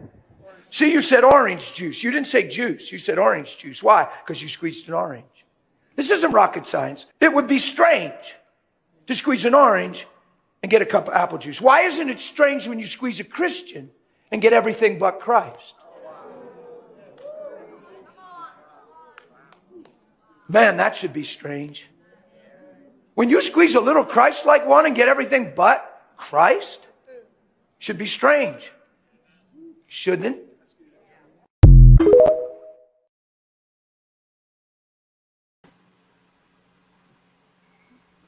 I agree. I 100% agree. I think of. I think I said this before. Y'all know Black Greek letter organizations, Mm-hmm. right? So I think of Christians like, okay, like you got your alphas, your kappas, you got your omegas, and I think there were other people, iotas, sigmas. Yeah. So you got them, and they all have different characteristics as far as like what their group think is, what their overall demeanor is, right? So like if you meet a kappa, you know you've met a kappa, right? Mm-hmm. If you meet a Q dog, you know you've met a Q dog. But if you meet a sigma, you don't know if you met a sigma. So it's kind of like that when I think about religion. You meet a Muslim, you know you just met a Muslim.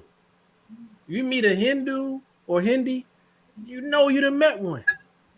You meet a Christian, you might not know you met a Christian. So it's like that's kind of like what he was saying. Like if somebody pressures you and there's not, how they say it, Tracy, my peculiar people, right? So if you are a peculiar person, then there should be something about you that speaks for you, even when you're not talking. And that's what I get from what this gentleman was saying. When the pressure is on, do you immediately prepare for the fight? Do you immediately or quickly resort to defensiveness or judgment or hard-heartedness? If those are the first few inclinations, I question your walk. It don't mean it's fake. It don't mean it's false. But I'm just saying, it ain't really that juice. That juice ain't right.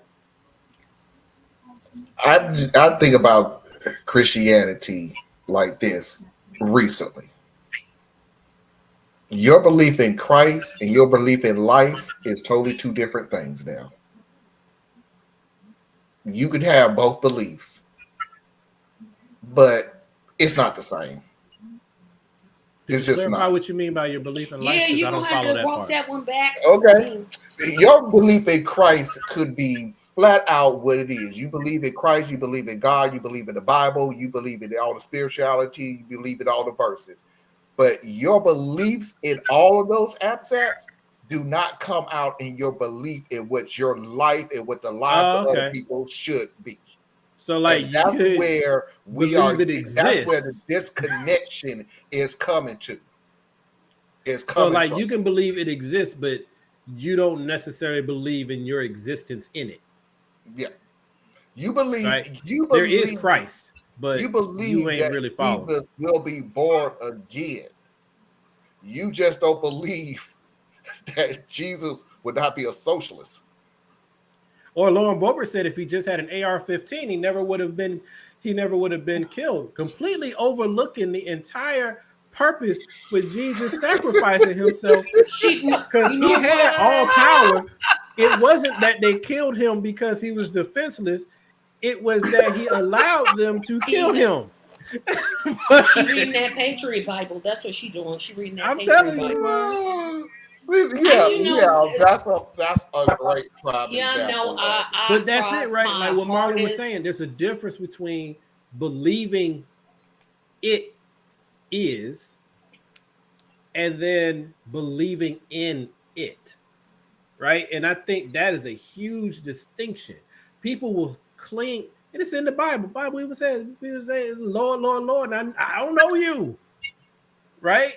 Because many will use the name, many will speak the language, but is their spirit present in the Lord?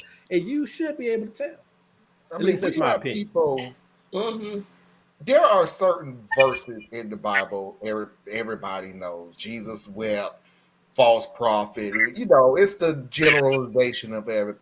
It's some of the most general things in the Bible that everybody knows. Even if you ain't never read the Bible, it came in passing. I have never laughed so hard because I knew one of the first things I had learned while I was in church was about false prophet and Moses and the golden cow and everything like that. And it was like, wow, so you just threw, and speaking hood, wow, you just threw that dude away as soon as he walked across the river, huh? Trying to help you. Okay, you came up, put all your That's money what people together, do, man. melted it down, and made Yep, a he went whole up there. idol. They told him don't Because, do one thing, and they said, "Oh, watch this. yeah, all right, I'm out of here. We're gonna do what we dang near want I to have do." never laughed so hard at you people when you literally had You a people. There he goes golden again with that. You statue people. of Trump. He keeps going with that. You people. Stop saying First that. of all, them people ain't the same as that person. Because, see, they're a I'm different type focusing of on you. evangelical. I got a problem with the whole American I Christian have a faith. I problem. actually don't think it's 100% real anyway. But I'm just saying there's some features. There's some differences, especially between the black church and the white church right now. Huge differences. And we're talking not just worship style, because that's Oh no, obvious. worship style is No, always no, no, different no, because that's no, a no. cultural thing. But Yeah. I'm talking about like the Like application. politically. Yeah, like when I heard, I listen to a lot of white theologians who like to talk about things like that. I like that. Like, I'm not going to listen to your sermon, right? I'm a little hard-hearted. I don't believe that there's anything that, a white Christian can really teach me about Christianity. But I do love the discourse when people are truly trying to dissect something and they're comparing and contrasting. And one discussion that I was listening to where they were talking about how with just big concept Christianity, that the black church on whole, because there's issues in all levels because you got man involved, but the black church is the closest to operating according to the principles that are pushed in the Bible as compared to the white church. But I think a part of that comes from there's a difference in how we've come to the faith. You see what I'm Yeah, saying? it's a big difference. It's a huge difference in how you come to it. Like, if you're coming to the faith thankful for all the bounty and the comforts or the things of life, you're coming this way. And then this group is coming from, I have not yet achieved or experienced the fullness of what you have here for me, Lord. But perhaps when I cross over, then it won't be like it is here. And so the relationship is a little different. I'm not saying either one of them is right or wrong, but because you're coming at it from two different places, if you don't have sincere, open discussion, which is really hard for groups to do, you're always going to be off. right? You got one side afraid that they're going to lose God's protection. Like they believe God blessed them with this land, with this country. And so they're trying to protect God's gift. And then you have another side of the table who is saying that the country has not yet lived up to Yeah, it definitely hasn't God's lived up to it. promise, and we need to move towards that mark. You're going to have some issues. Yeah, and I think, I agree with everything that that gentleman said. Yeah, I know as much as I profess, y'all done seen me fall short. Shoot, I know I done fell short. I know I fall way, way, way, way, way, way, way, way short. But dang on it, I'd like to say I tried. And if we could get to, expressing more grace, especially, not for the big things like I stole from a bank or I'm a blessed child. No, not that stuff. We put that stuff up. You got serious jail time to serve on that. Well, you got serious jail time to serve. But if we could be more gracious and less judgmental, we'd be a whole lot better off. Well, I think if we would take these things and step outside of the text and walk in the spirit, we would find that we are far more in tune than we allow ourselves to be. So Yeah, I can agree if with that. someone robs a bank, that is against the laws of society and man. It's also against some of God's principles too. So you have to be separated from society because you've proven yourself to be a threat to society. Right. So we need to pull you aside, and part of your penance is that you will now be in isolation in this thing we call a prison system. If that were the real way we approached it, then you would have less argument from me. But what we actually do is we say you committed this offense and now you are somehow tainted and less than those who have not created said offense. So we are going to put you over here, and whatever happens to you, too bad. It happened. Yep, too bad. You should have thought about that. We still always have the, and I have been told not to say them people. Okay. People who, but not you people, not them people. Oh, that's even worse. Marlon, give it up. But the fact of the matter is, as long as those Christians who go more out of their way to other people and rather punch down than punch up, which is more spiritual than, okay, I don't believe in anything that you are saying, so I'm going to put you in and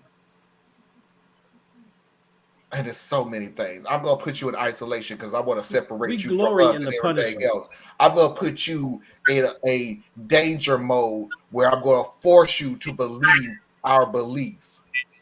Oh, you don't have to believe. No, they don't care if you believe. You don't have to believe. They're done with you. I tell you, you are discarded. But that's not going to stop me from telling you. I mean, you don't have to believe anything that I say.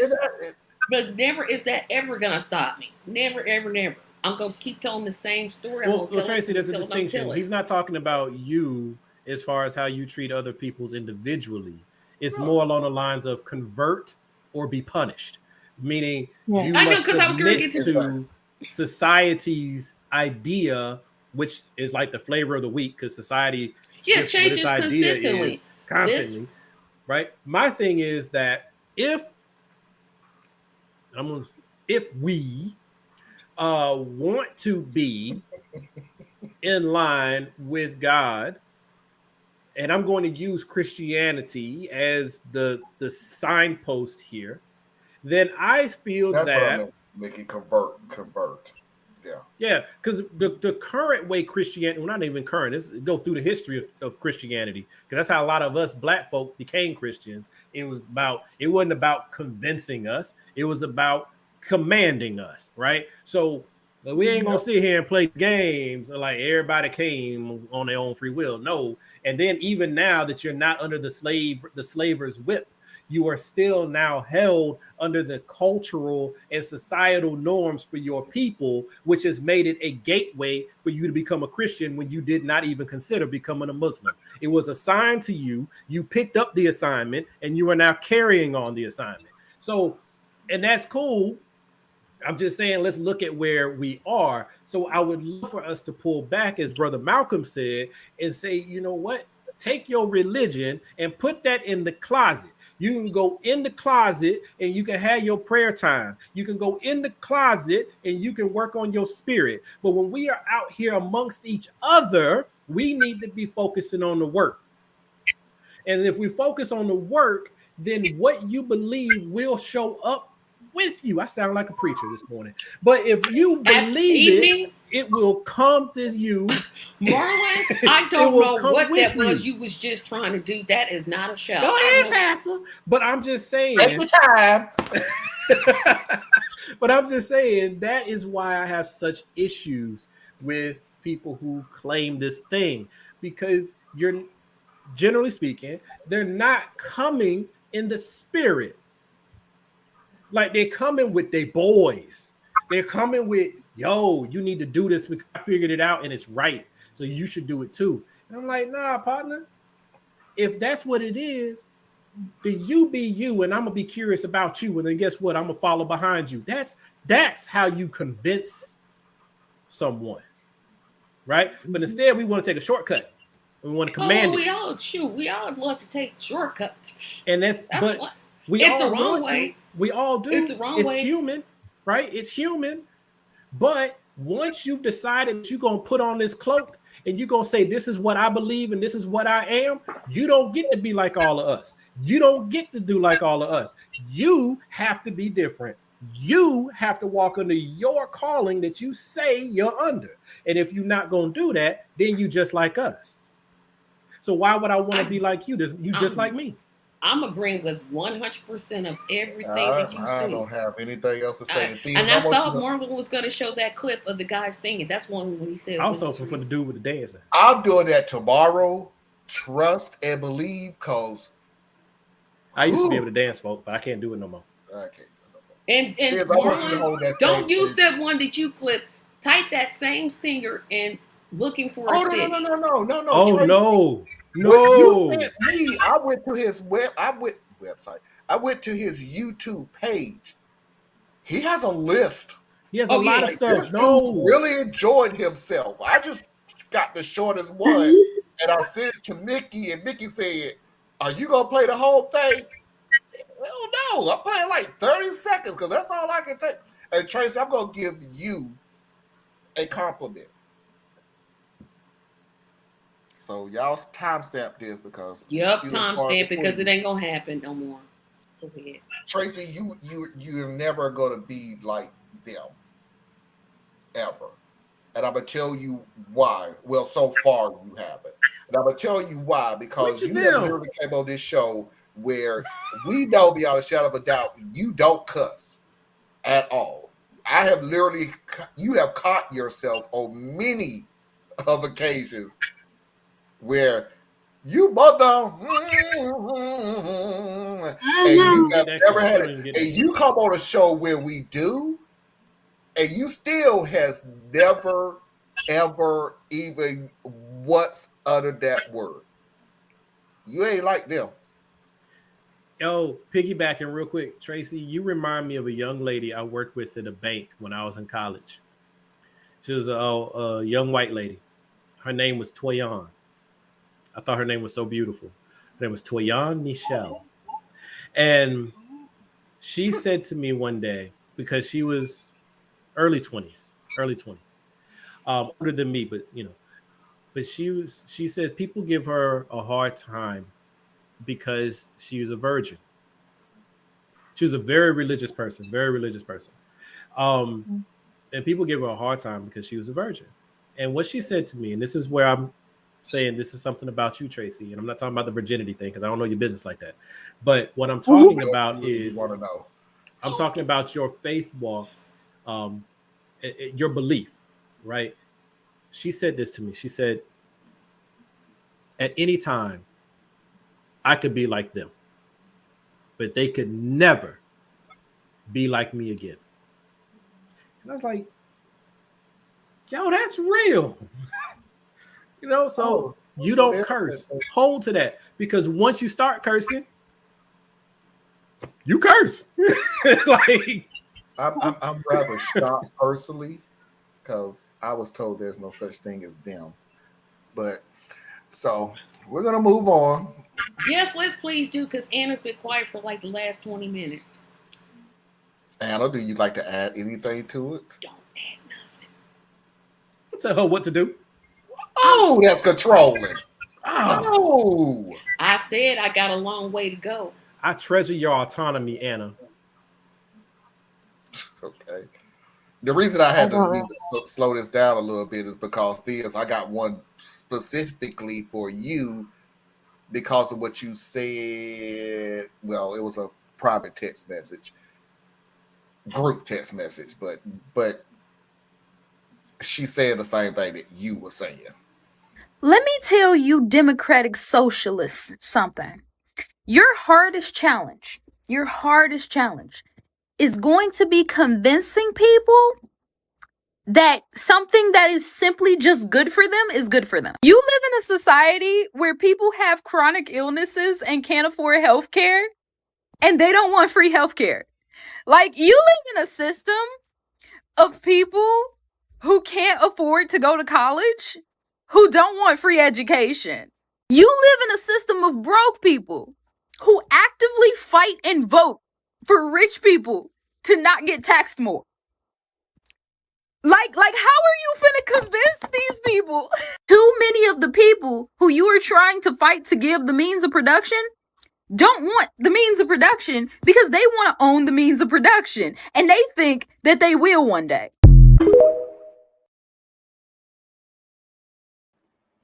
Amen, sister. Back in my day, without back in college, that would have been my girlfriend. That right there. That girl is exactly right. And unfortunately, and Marley, remember I told you my tone's gonna shift a little bit. Mm-hmm. I'm trying not to claim it, but I'm so close to it, folks. Where it's like, y'all don't want no better. You don't want better. Because your actions show where your heart truly is.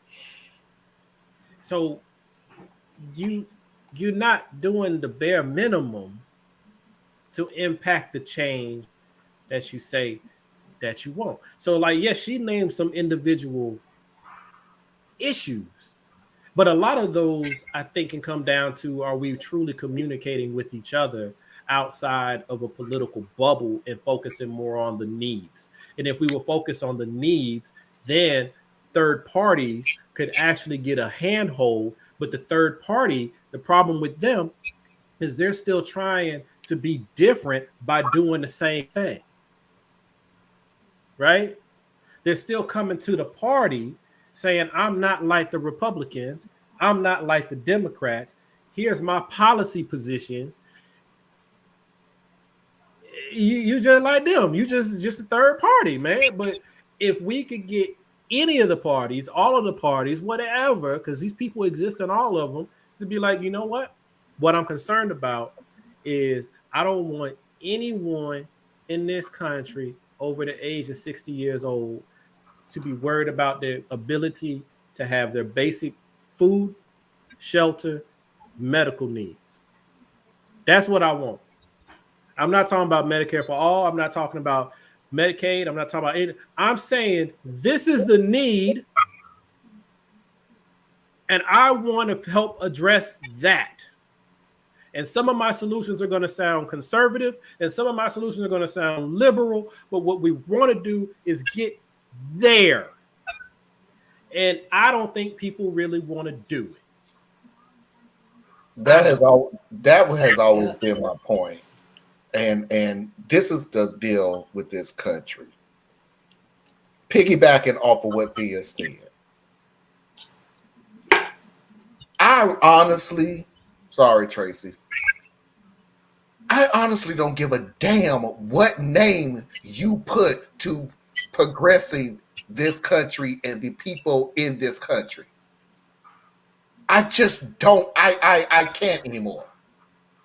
I can't. Here's the problem. Solve it. I don't care about you named it this, so we shouldn't do it. You named it that, so we shouldn't do it. He was the president, so we shouldn't do it. He was the president, so we should not do it. Oh my God, who gives a fuck? The same I said this in I don't know if you saw it, Theas or Tracy. I said I looked at Head of State last night. You could not tell the difference between a movie that was made in 2008 and 2022. It was the same issues. It was the same problems. And we're still dealing with it. Roll back to Distinguished Gentlemen.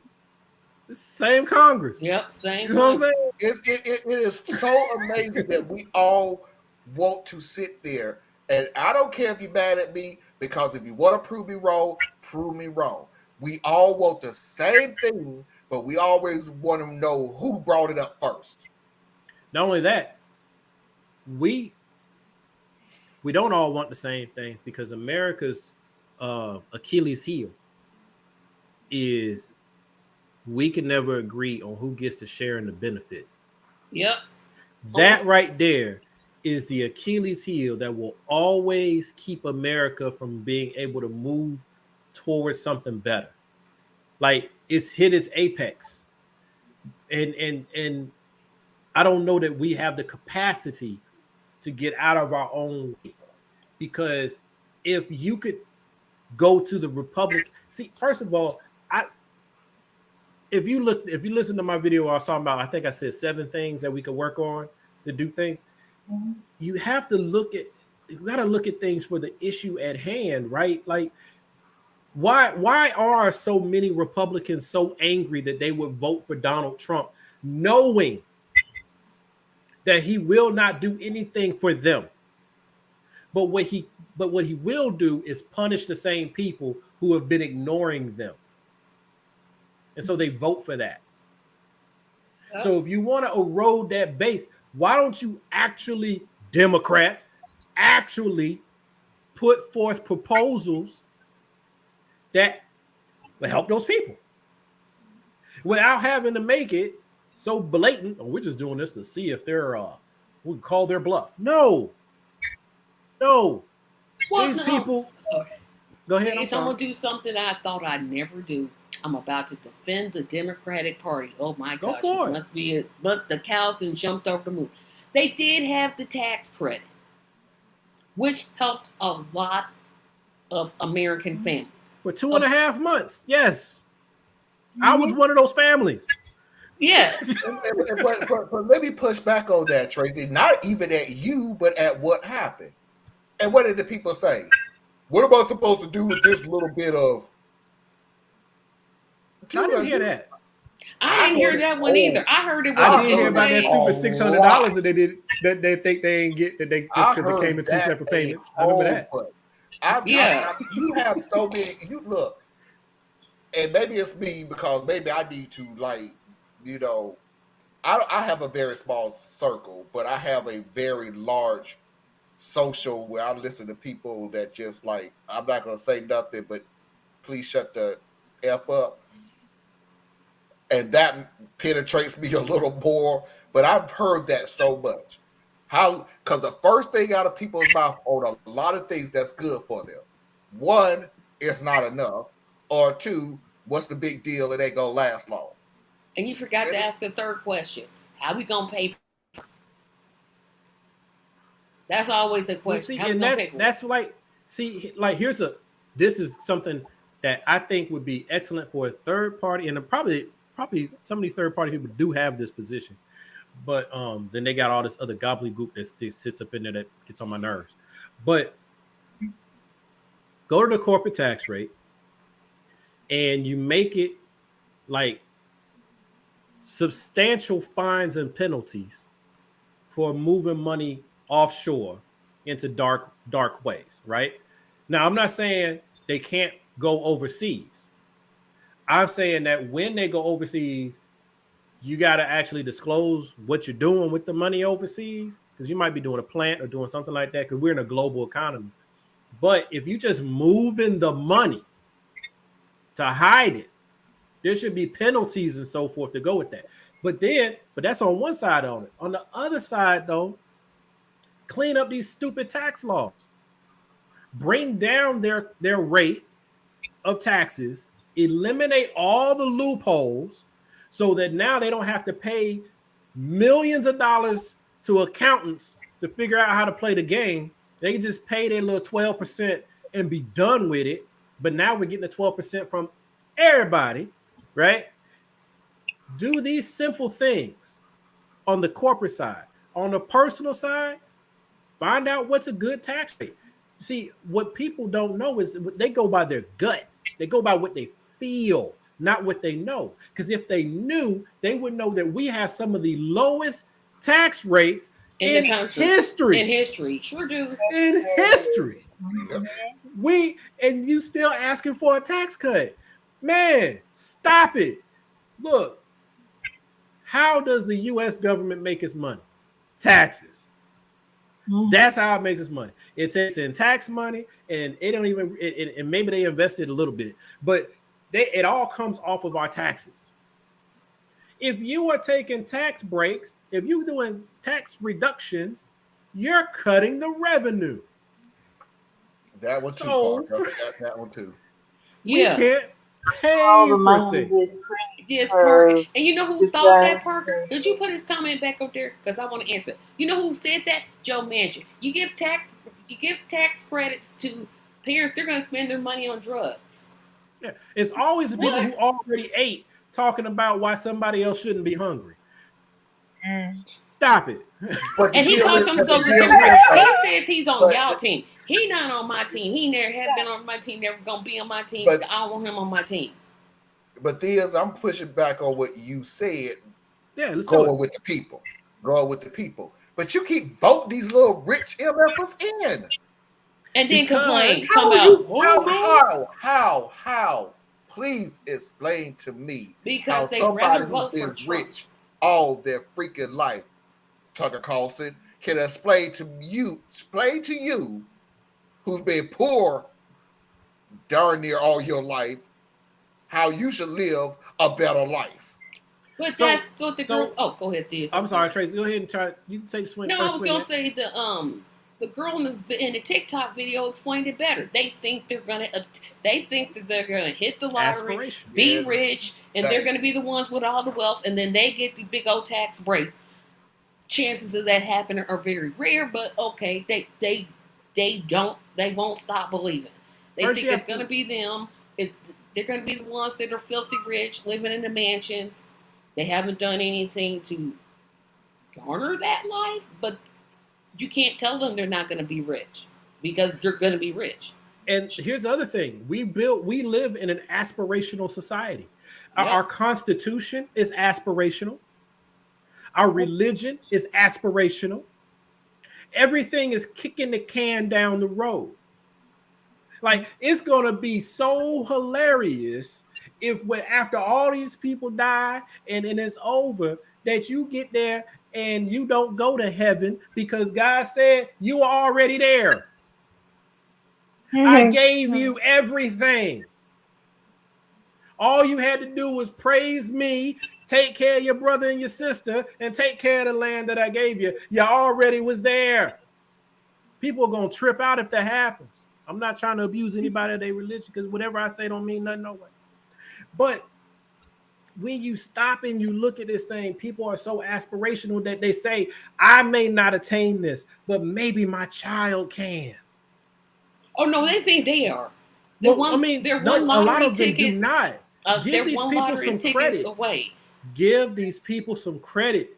These are hard-working people.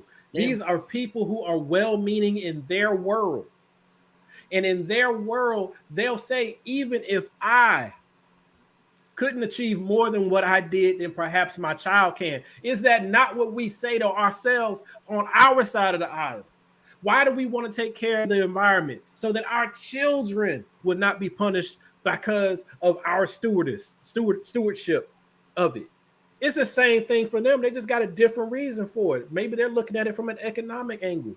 They're still aspirational. And then when they look at who has the money, who has the privilege, it looks like them. So they're saying, you know what? I zigged when I should have zagged, or I didn't get the right opportunity, or maybe if I'd applied myself a little bit more, I could have done it, but I didn't. But maybe my child can. And so they look at this and they say that that wealth is still there and my child can achieve it if they just work hard for it. That's one of the biggest lies that has been sold to white America. And it's killing them. Literally, suicide, drug overdoses, the domestic abuses, all of these things is because they were sold a bill of goods. They were told if you just work hard, follow the rules, do right, then you too will inhabit the American dream. And it was a lie. And now they're starting to see it and they're angry and they're scared because now for the first time, they're not going to have more land to give to their child or more of this to give to their child. And their child is having to compete with other poor people. That's why we have to get out of these bubbles, man. I operate in a bubble. I do. I'm starting to climb out of it because I'm starting to get sick of you.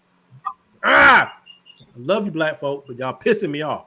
But we have to pull back a little bit and be like, man, look, what do most parents want? They want their children to have a comfortable life, to be safe when they go up and down the street, to be safe and get education, to one day grow up, fall in love, have little children, and continue the family name. And ideally, they want their grandchildren somewhere where they can bounce them on the knee and kiss them on the forehead when they go to bed every once in a while, right? But it's hard to do that when you live in Kansas.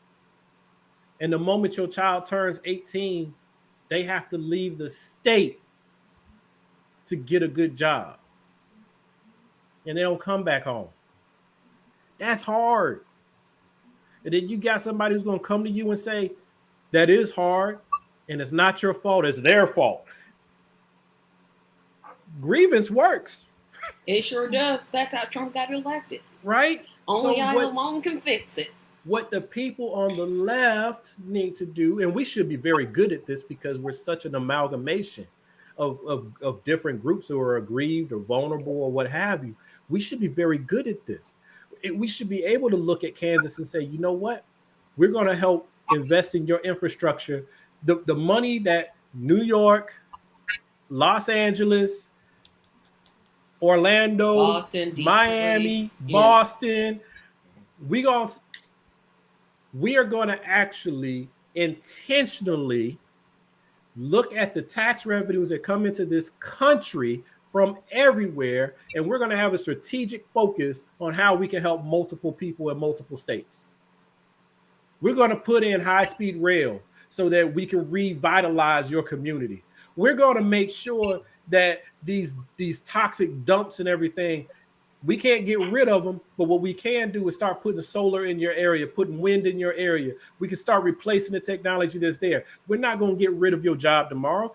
Coal miners, keep digging coal. You help keep America running. We value you. We appreciate you. But at the same time, we're going to make sure your child can go a different route that's less dangerous, less toxic to themselves, and maybe be able to stay home and work and live near you. These are things we can do, but instead we do red versus blue.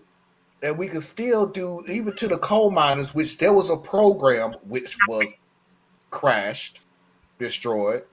By the way, while you're still coal mining, because it's important for our environment now. Let's cross train for solar power, wind power. We still need people to run this stuff.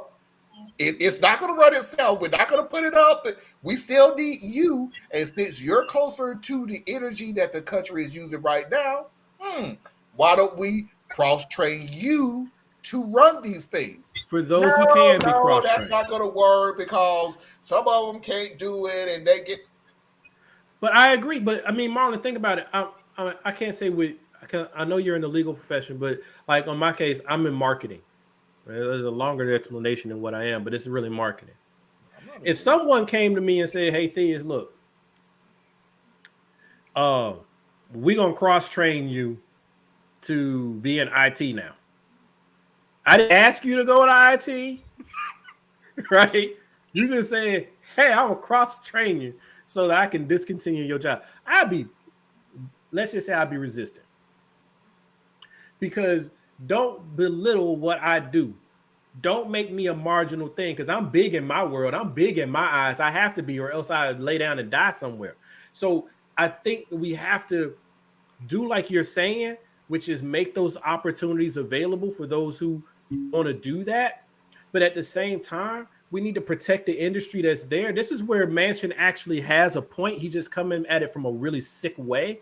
You do need to protect coal mining country, but you need to protect them holistically. Yeah, he just wants to protect the coal because the money. He just wants the money. Yeah, he just wants the money. What I was saying was, I would come to you a different way, Theus. I'm not saying, Theus, I'm gonna cross-train you in IT. No, I mean, Hillary Clinton's plan was, well, we can cross-train them into a new industry. Instead of saying those who want to be cross-trained can be. And you're right, and that's a better way of saying it. I would say, but I would. Oh, okay. I'm gonna get bashed about this in a way. I feel like Tracy when I say stuff like that. I'm gonna get bashed in a way, but I'm gonna say it. I'm going to be bashed about this, but I'm going to say it anyway. But Theus, I would come to you and say, Theus, I'm cross-training you in IT. Because in the future, your job is going to not be as valuable. How far into the future? And we're going to downsize it to begin with. In 6 months, your job is gone, bucko. I'm not saying that, but then I would come to Theus and tell them, Theus, as much as your job is important to you, you are more important to me. And I would rather you have you on my team, knowing that you have the ability to do this other job than anything else. And Marlon, that would work if the same company that's employing me to dig the coal is the same company that'll be retaining me to do IT and whatever they transition to.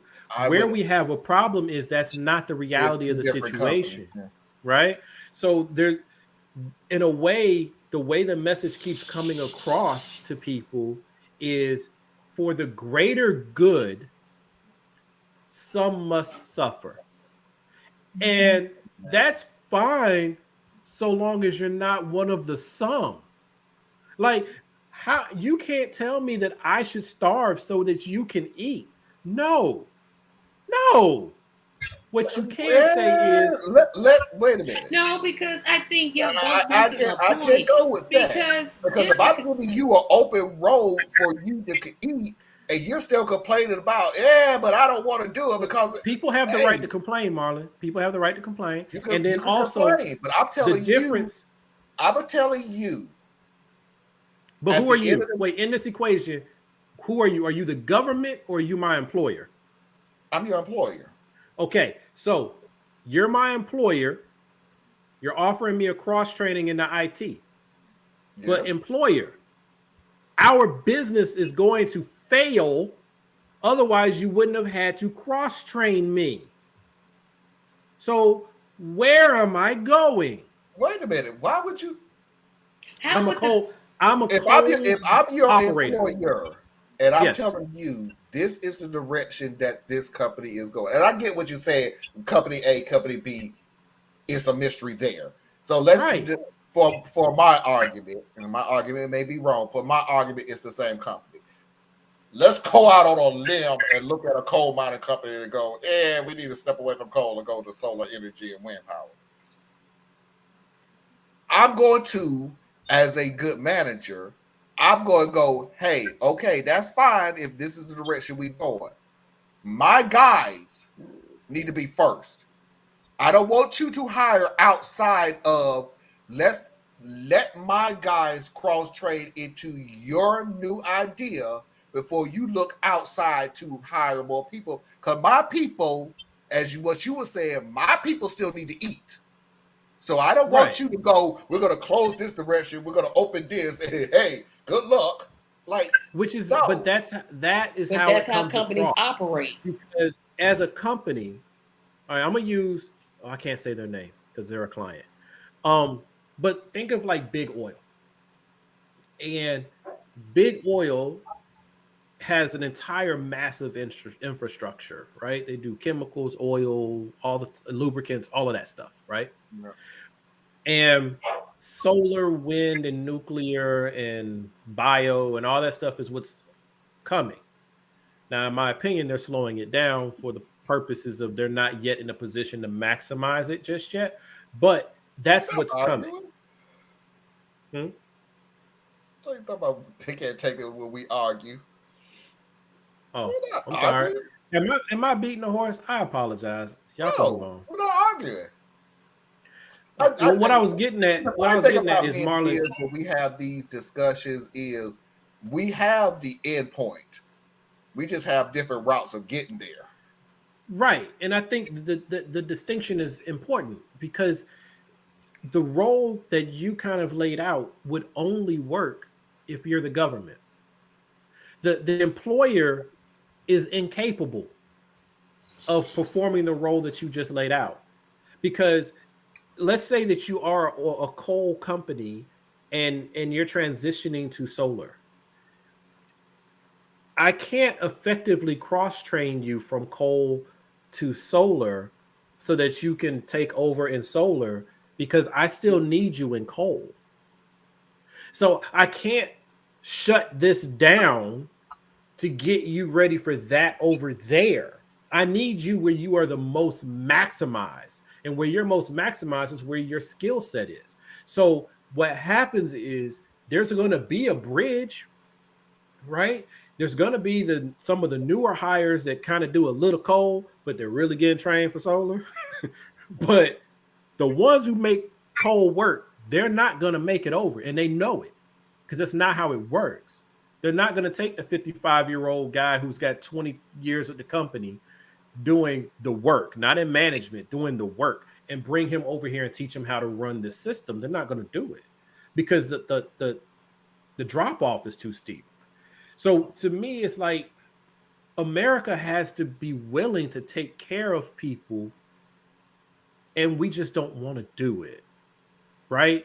If we wanted to do it, we would buy up malls and we would convert them into workspace living situations for our veterans and our homeless people.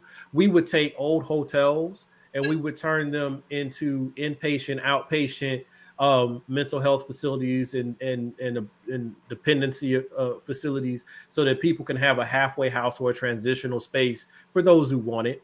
Right? You'll never get rid of all of it, but people need pathways. We could sit here and say, you know what, Walmart, you make X numbers of dollars, right? So we're going to institute a windfall tax, but that windfall tax is going to go expressly to this fund, which we would then use, and it's going to hit all of the big box retailers who do this. That money is going to go back in to make sure that we can start like company housing and things like that, so that your employees will be able, so long as they work for you, they have reduced rent over here. And now we don't have to worry about them living in a car and then having to show up for work in the morning. So there's things we could do, but because we're in this corporate model where no one feels connected and it's always somebody else's problem, that we can't get there. And then you got people on the left who want to just say socialism, socialism. They don't know what the hell that means. Socialism is not some big panacea. Socialism is just saying that instead of the corporations owning everything, the people own everything. Well, guess what? If the people own everything, they're going to operate like the corporation. So there's still things you have to do, right? We need a hybrid model. We have a hybrid model. We need to improve the hybrid model. I think we should have a minimum income. I think America has enough wealth. I think that we generate enough artificial money through the stock market and all these different things that we can put in a tax system that'll pull some of that money back down so everybody at least gets $2,000 a month. There you go. Everybody. Right? And then from there, you can build up or do up whatever you want to do up from there. But do something like that. But we won't do it because we still have this Others. It's the otherism, and it's also the morality of work, which is an outdated model. Like that was cool in the 50s, but not now. Yeah. I don't want my tax-paying money to go for somebody to sit on their couch and weave baskets. Like that's not work. I wish you didn't say that because you already know the issue that I'm going through. But yeah, y'all was just waiting for the country to open back up again, and so now I'm gonna end it before I wind up saying something that I shouldn't say. But yeah, you'll say it in the message chat. We'll get it. Yeah, I'm gonna say it. I don't know what you could possibly say that would be that big a problem. I would love to hear what you had to say. Okay. And that's all he needed. He didn't need me nor Anna to say it. He just had to have Theus's permission. Ignoring it. You corporations was in freaking misery during the pandemic. Why? Because you didn't hold all the cards. And it was misery for you. You didn't hold the cards, you didn't hold the power, you didn't hold the prestige anymore. It went to the people. And when it went to the people, you did anything and everything to keep as many people, employment, and as much money as you possibly can. Well, and lo and behold, and I was giving everybody, look at my videos back in the day when I told you, if you want to move up, if you want to go to another job, if you want to extend your education, if you want to do anything, this is the perfect time to do it. Because they're going to get you. They want you. They need you. Need you. I told you that. Now the country is opening back up. And now the corporations is going, aha, it ain't as strong of a market as it was the past 2 years. So we're going to implement every freaking stupid, idiotic rules, regulations, and bylaws that we was putting on you through the 2 years that we didn't need it. Even though the 2 years have proven that your rules and regulations and bylaws suck rocks, didn't work, was a waste of time, was not worth even implementing.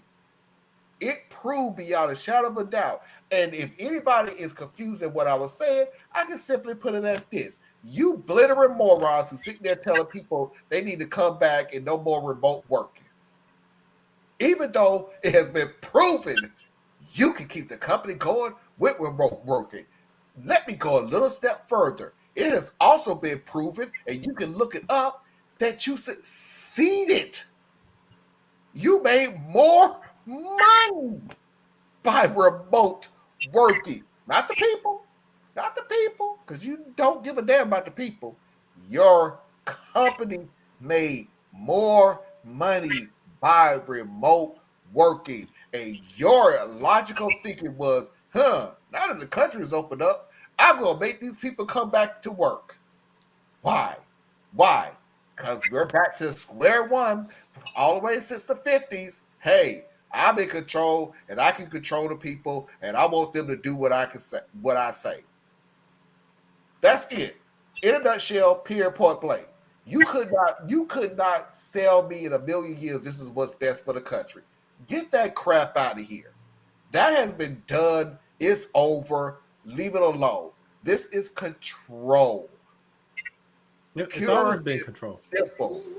Your worst case scenario is, oh my God, Zoom got that crap together and people can't hack it anymore. You hated that crap.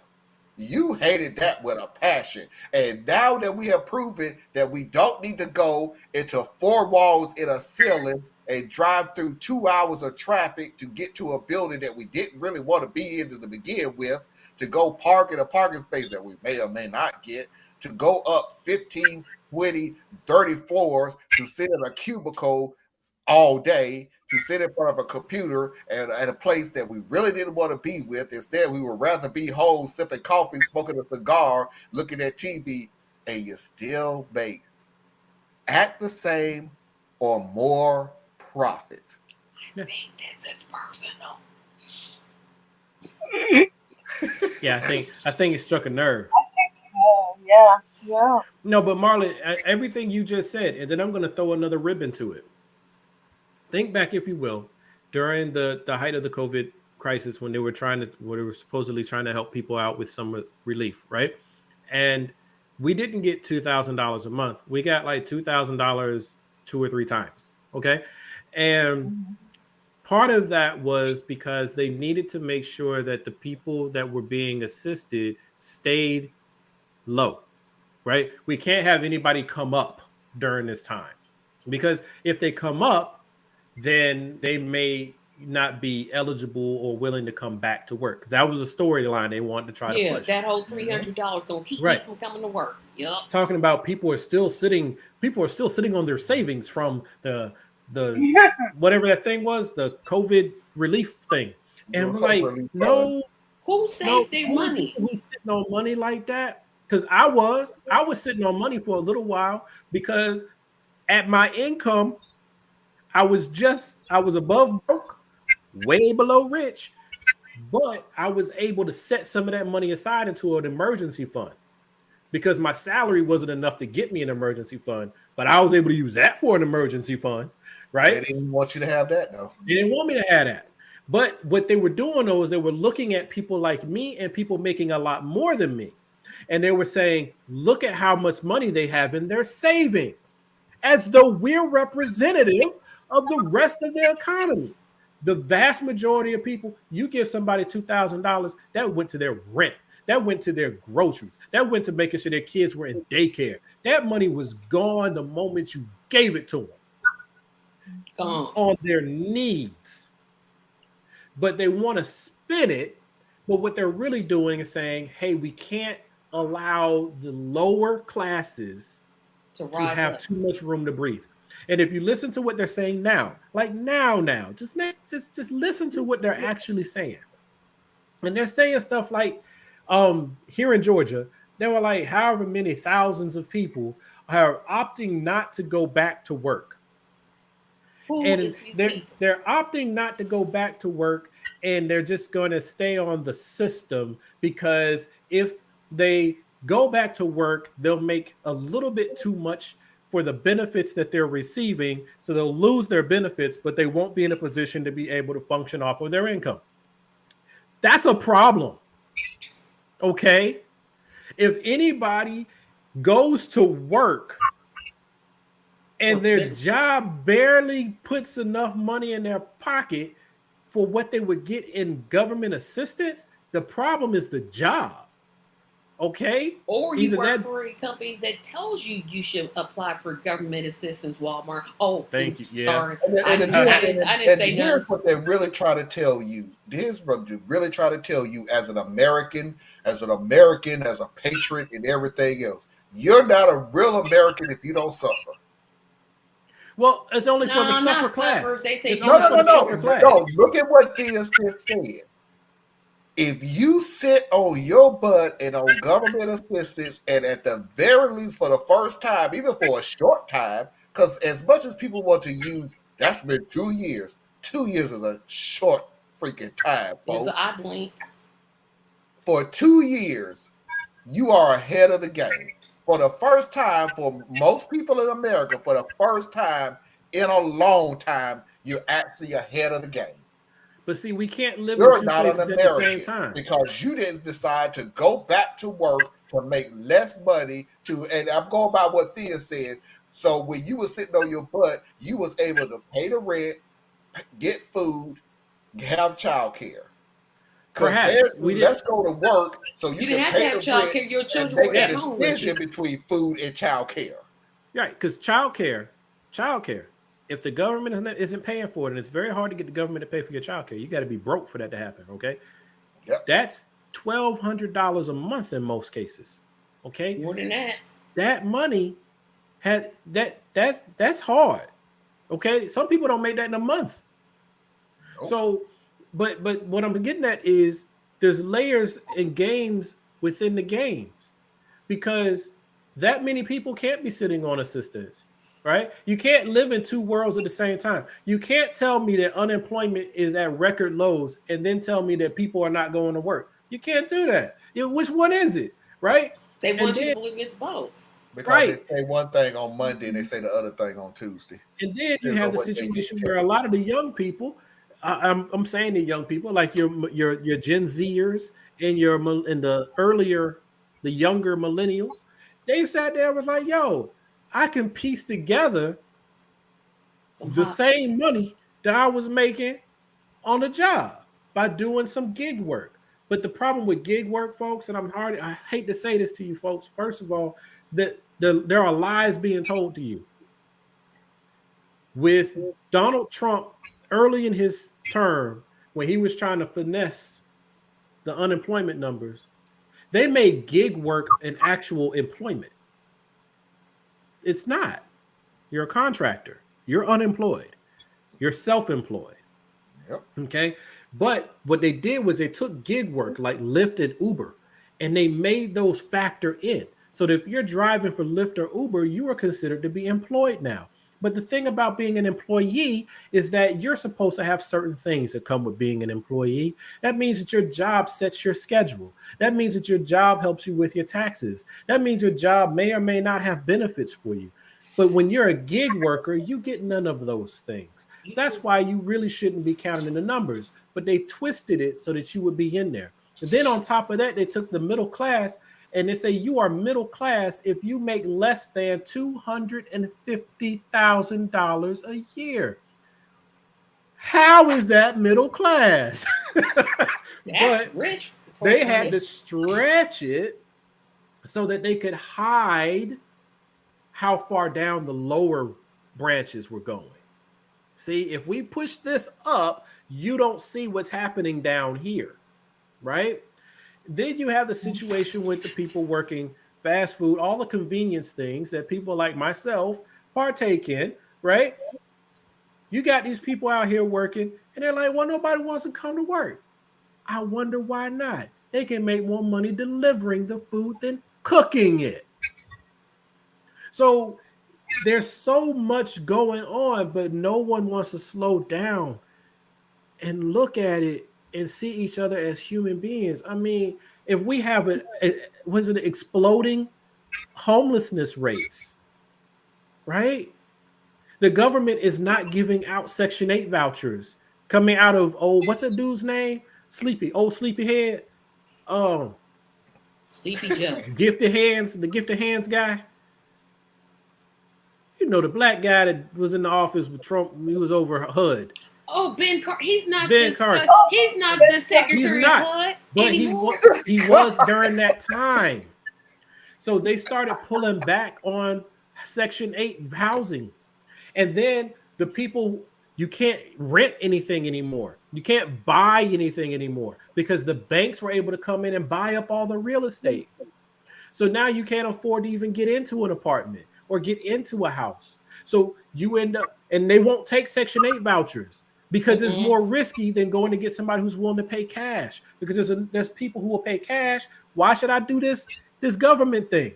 They cap how much I can get paid. So you can't even, if you get the voucher, you ain't got nowhere to go use it. And good luck with that, because there's like in Indiana, there's a 2-year waiting list. Thank you. So now we got people living in these efficiency hotel motels or living in their car or living with 2-3 generations in the same house, and everybody in the house is broke. So it's like there's so much going on that we just don't slow down and freaking look at. People who are on government assistance. If you're on government assistance, you're not allowed to make but so much money, or they shut your ass off. People be like, well, if you can get a job paying $35,000 a year and you're getting $30,000 a year in benefits, then you should go get the job for $35,000. No, the hell you shouldn't, because if you go do that, you just lost your medical care, you just lost access to your doctors that's been keeping you alive, you just lost probably some of your housing assistance. That $30,000 of government assistance, and I know it's not that high, I'm just using that as a Yeah, number. because I was like, That what state is that? $30,000 allows you to live like you're making 40.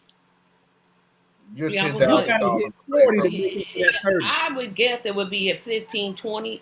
30 is just like way, way, way. Somebody told too me. low. Somebody said it to me for the longest time, and I can't.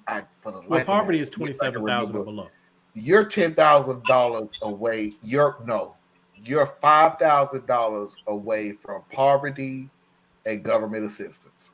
No, my brother put it even closer. My brother told me one time, he's like, man, you ain't nothing but, what is it? What was it?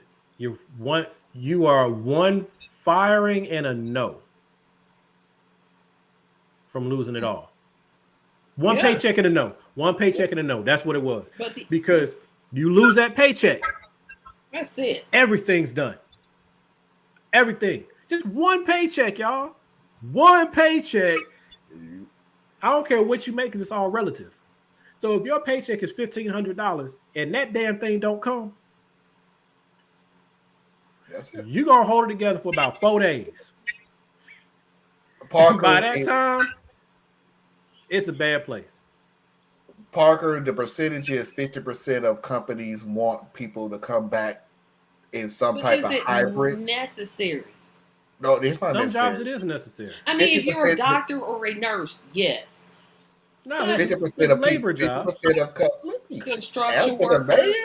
Let me answer him. I was talking to Tracy. Sorry. 50% of companies want their employees to come back in either permanent or a hybrid version of it. 61% of people want to flat out work from home.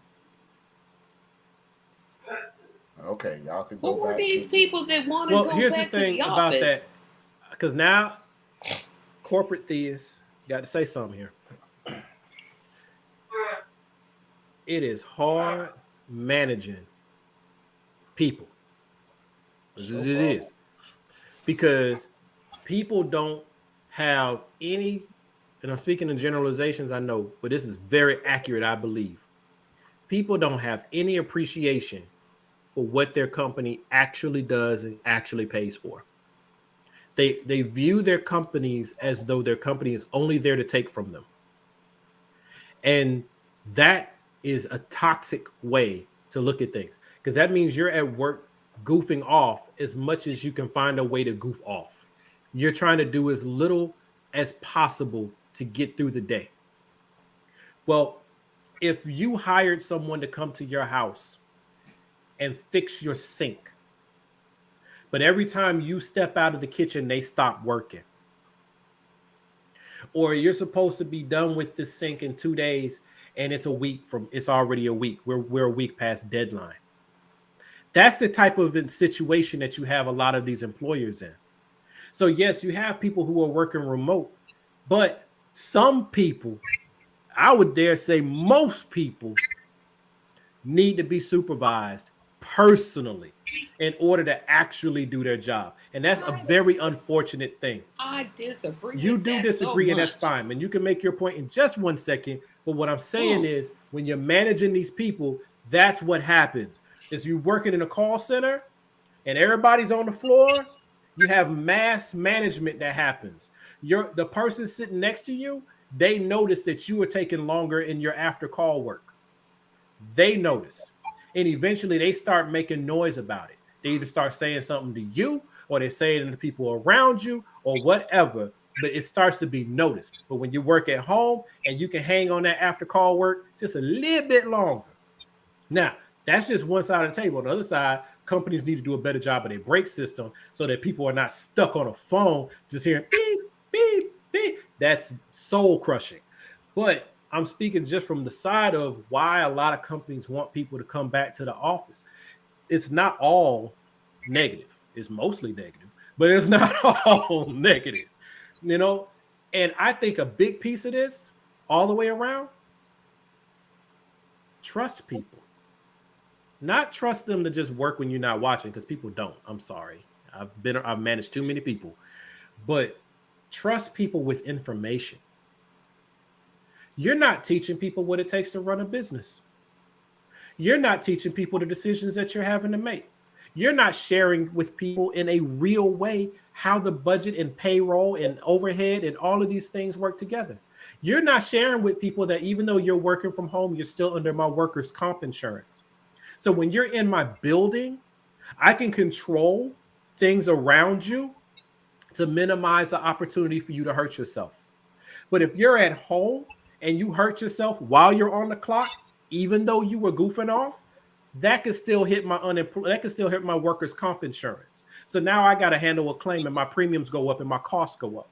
So I would rather have you here than you at home falling down your stairs. So it's so much that goes into it, but people only look at what's the least I can do for this company that I hate. Well, your company then is going to have the same stinking ass attitude you do. And they're going to look at you as like, how much can I wring out of this person in a day? And now you have a problem. Tracy, hold on for a second. Let me take this real quick, because me and Theus has always been head-butted on this stuff. And I love Theus with all my heart. I'd give a rat's ass what you management people think. I couldn't care less. Okay, so when the business closes, that's on you, right? What you gonna do now? I don't care. I couldn't care what you gonna do now? Because you was feeling like that when I was coming to the building. And that little lazy person that you knew doggone well was lazy, now you think she was really lazy when she was home? And by the way, your most concern is that little girl was falling down the stairs at her house. Hey, you may want to think, may not be a company thing, it may be you. But the most important thing of all of this, of all of these things, is I don't care about how you feel is best for the company for me to come to work when your profits was up when we was at home. So, maybe we should come back to work. My job is not to make your management job easier. That Actually, is it kinda not is. my concern. I don't care. Figure it out just like you want us to figure it out. Well, I see, don't now what care. I was presenting was one side of it, and I actually kind of talked on both sides of it a little bit. But the company has an obligation to the employees too, and the employee has an obligation to Really? the employer. And see, the problem is that employees feel like the company should have an obligation towards them, and not in the reverse. Well, I'm paying you to perform a task and to do a service. So you Yeah. should do that task and that service to the best of your abilities. And then this is I being should be done in the creating an best way environment. at home. Okay, so then start your own business and work from home. Why? You can't tell me how to run my business Why? Why should I have because to do you that? want to work from home. Right. But this, So work from home. The point that I have proven that I have the ability to succeed. See, here's the This deal. ain't your company. This ain't your company. Let's just cut the crap. You Cut the my crap. You cut the job crap. is- My job by the end of the day is to make you money. It ain't for me to make my own rules. It ain't to make my own regulations. It ain't make the rules and bylaws. Let's call it the way it is. My job is to make sure that you make the most money off of me as you possibly can. The rest of that stuff, that's control. You could care less what anything I do as long as you are getting You the sound best like out of me this. as You what kind I of have. personal, bro. I'm I'm sorry not if you work for a company that ain't doing you right, but what I'm saying is, I'm not taking it personal. I have, oh boy, I can't believe I'm saying this. I agree with Marlon. Oh gosh. of course you do. You shared that before, and that's Because- fine. I'm not saying everybody need to agree Because with me. I became more productive when one, I didn't have to use the company's stanky behind it bathroom with a bunch of people. Right. I prefer my I'm own making it restroom. personal. Wow. Yeah, I'm going to make this real personal. I didn't have to worry about my lunch being stolen by some trifling behind it person. I could go right I to need my an apology refrigerator. from Theus of me making it personal when she went to the bathroom and the Oh, I'm going to the refrigerator. bathroom first because I can't stand public bathrooms. I don't like them. I, I don't trust them. I don't care how you clean them. They're never clean. But what's No, funny? I'm no, sorry. Y'all no, talking. Y'all talking. I mean, you're no. right, Marlon. I'm sorry because as personal as you went, she went personal. Yeah, I'm a Wait, real person. No, this is the reason I prefer to work home. I know me. I'm more productive. Like I became more productive once I got home. When I was in that office, I'm in a little space and I'm like typing here and I gotta listen to this person and listen to this person. When I'm at home, I'm just listening to me and the person who I'm talking to. So I I don't have to think be distracted by 20 people. It's not necessary for some companies. Now, I'll be right back, everybody. Y'all keep some talking. places it's necessary for you to come in. If you are a nurse, you can't nurse virtually. There's no way you can be a nurse virtually. Car mechanics. it's telemed, but but No, what I'm but saying, I just get your point. I telemed get your point. You can't run something. a hospital with everybody Yeah, at you home. can't You do a just can't do it. hospital. Yeah, right. you can't run a hospital. Everybody at home. No, But what I construction. You can't do it. But there but are some places wait. that you can't. Yes, there are. But here's the thing. Did you look? Are you looking at your company's cash flow statement, balance sheet, overhead, any of that stuff? No, right? You just going off of what you feel, and that's fair. But what I'm saying is, I'm talking about structural things, not individual things. And see, unfortunately, the reason why we have most of the rules and garbage that we have to deal with is because someone abused the system at some point. It can be abused from above and it can be abused from below. So we are all, those of us in the middle get squeezed in that mess. But structurally, people, especially if they share any level of the sentiment that you and Marlon have just shared about being an employee, you ain't trying to do your best work. You know what I'm saying? The level of work you're going to put in is going to be based on how you personally have a particular code of ethics that says how you're going to work, right? But on a structural level, see, companies have to look at it from a structural, and I'm not saying this to back corporations. I'm not.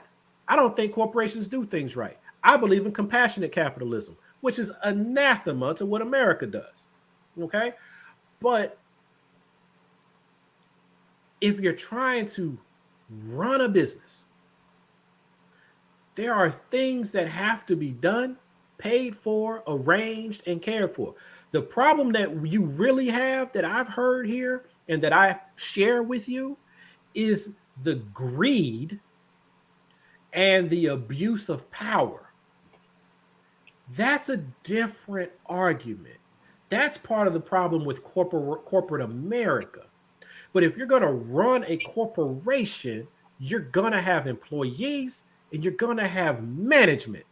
And you need to have both of them.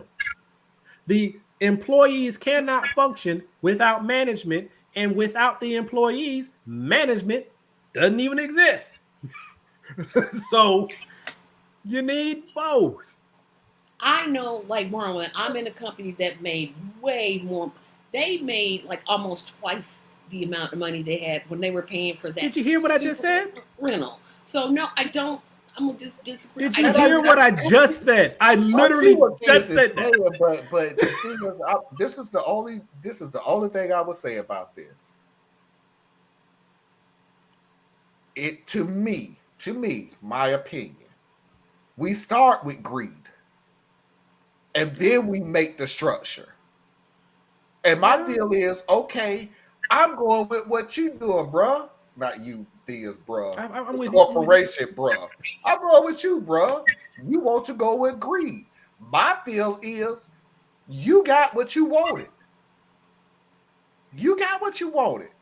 Your whole fear was that you was going to lose money by people going home to work.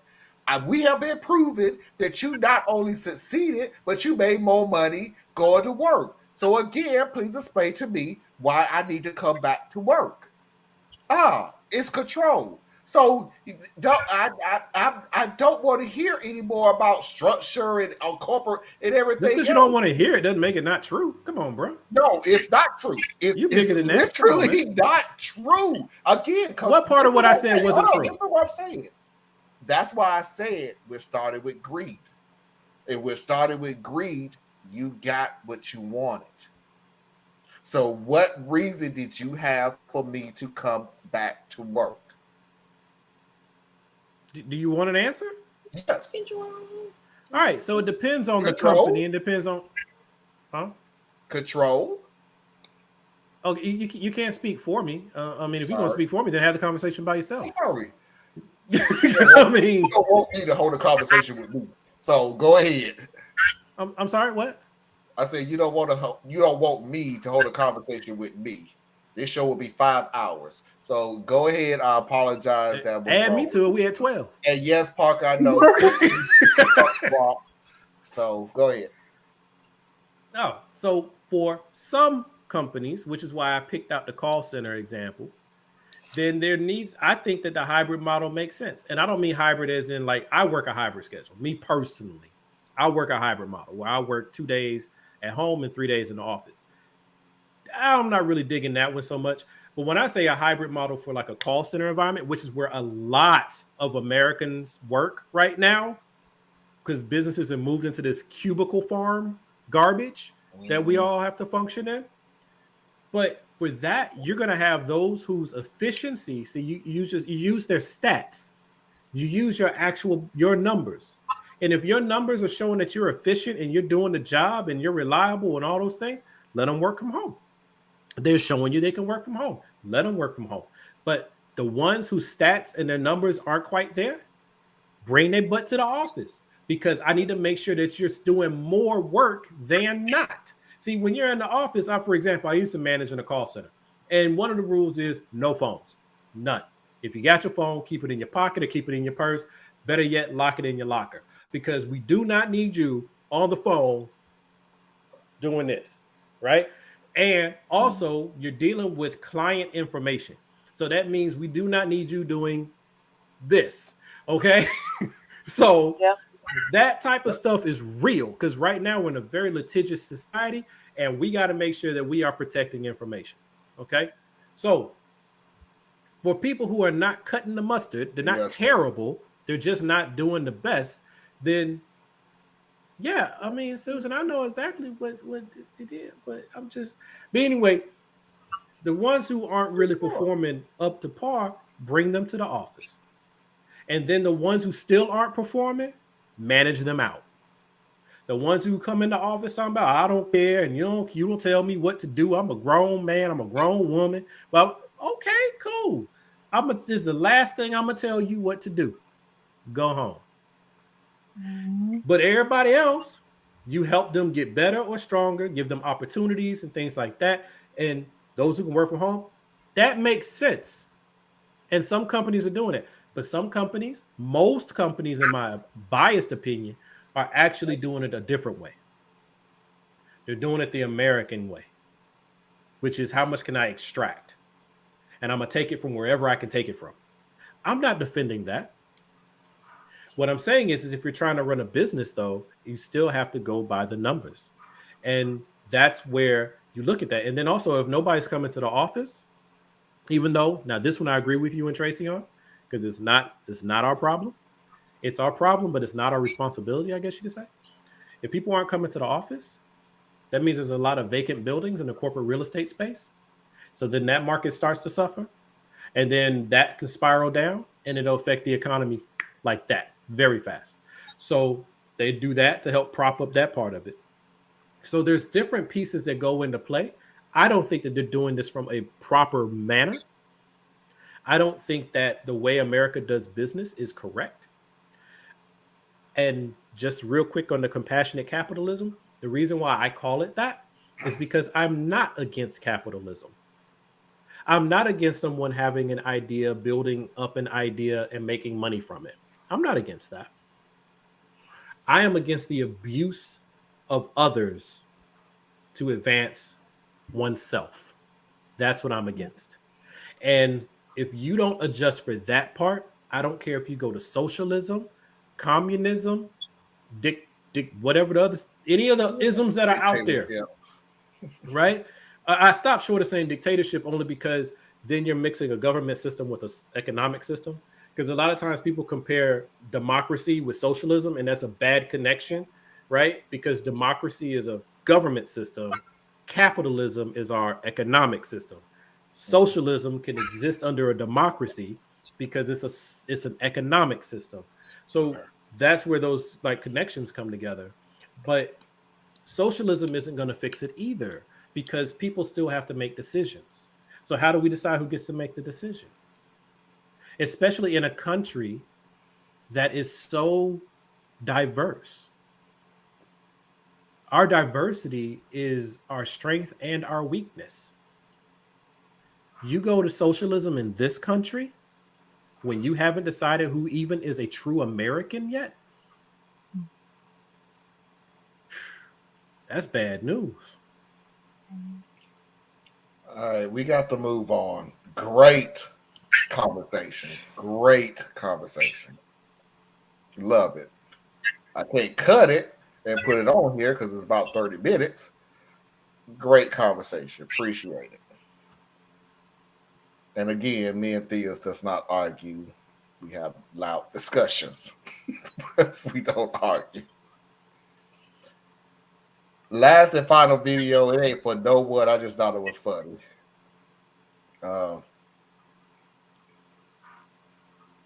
How could I put this?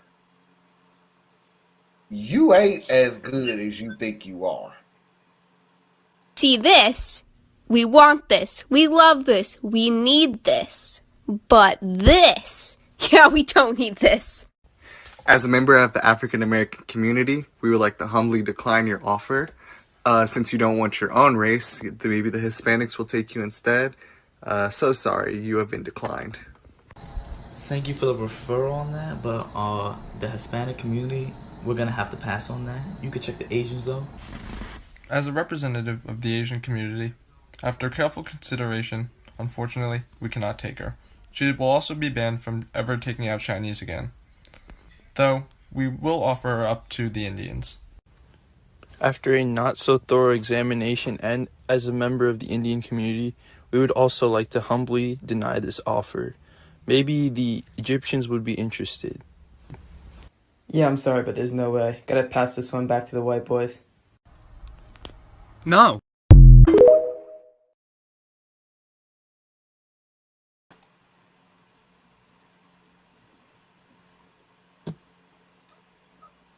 Sorry. I don't even know where you're going to go with this now. Do you know how bad you should feel that every race don't want you? You mean the story of my life? Oh, jeez. Go ahead, Tracy. You got 3 minutes. Go ahead. I just thought, what race are they going to reject next? But that reminds me of that Chappelle, although I'm going to say this, I don't think Dave Chappelle is funny. However, he did one sketch where they drafted, like they traded different members of the race to other races. That's what that reminded me of. Yeah, we never did kind of figure out who we was trying to draft out. No, that's what that whole skit was about. That's Yeah, where when no, you I just mean played this. we was doing this online, and we had one person, Tim Scott. That's what we was trying to do. Yeah, we said we would trade him for anything. We didn't care. We was just like anything. Now laters,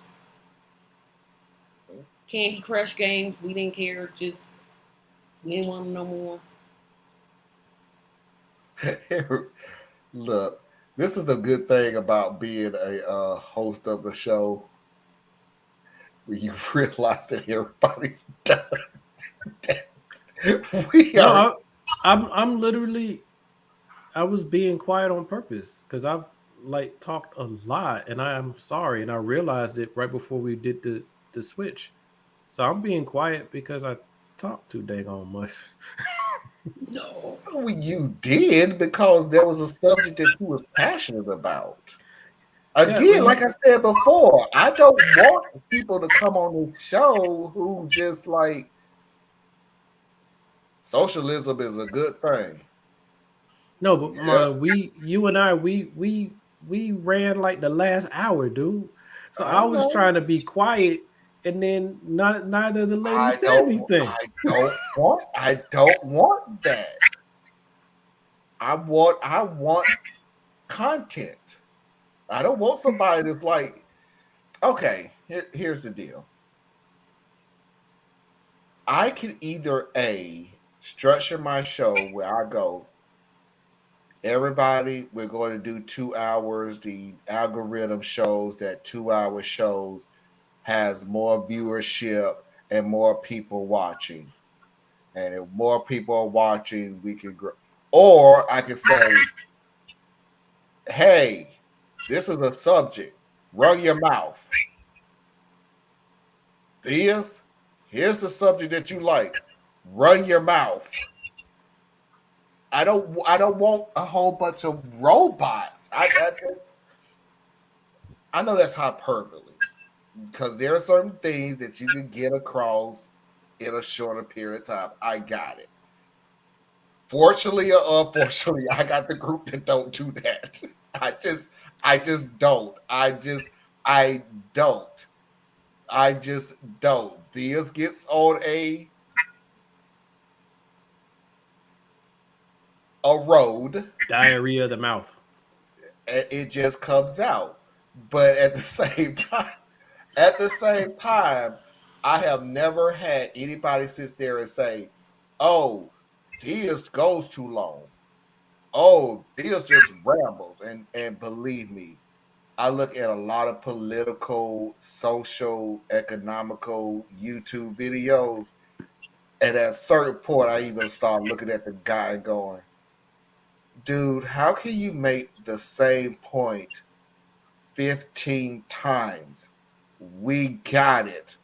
Move on to something different or move on to the next story. But stop repeating the same point over and over again. We get it. You don't like mayonnaise. I got it a long time ago, 30 minutes ago. Let's move on. Things I have no issue with you talking. I don't want no changes from you absolutely at all. Tracy and Anna, the same thing. I don't want any changes. As time goes on and we move better, yeah, maybe I'll do better with the timing and everything else. But for right now, we're a small YouTube channel. And honestly, I enjoy myself. I look forward to the weekend, not every weekend. Because there's some weekends I'm just sleepy. I want to go to bed. Yeah, I But think that's where I'm at. I'm like, okay. there are some days when I'm just feeling good. So let's get through these comments real quick, and we're gonna call it a day, a night. The ladies are trying not to show the. I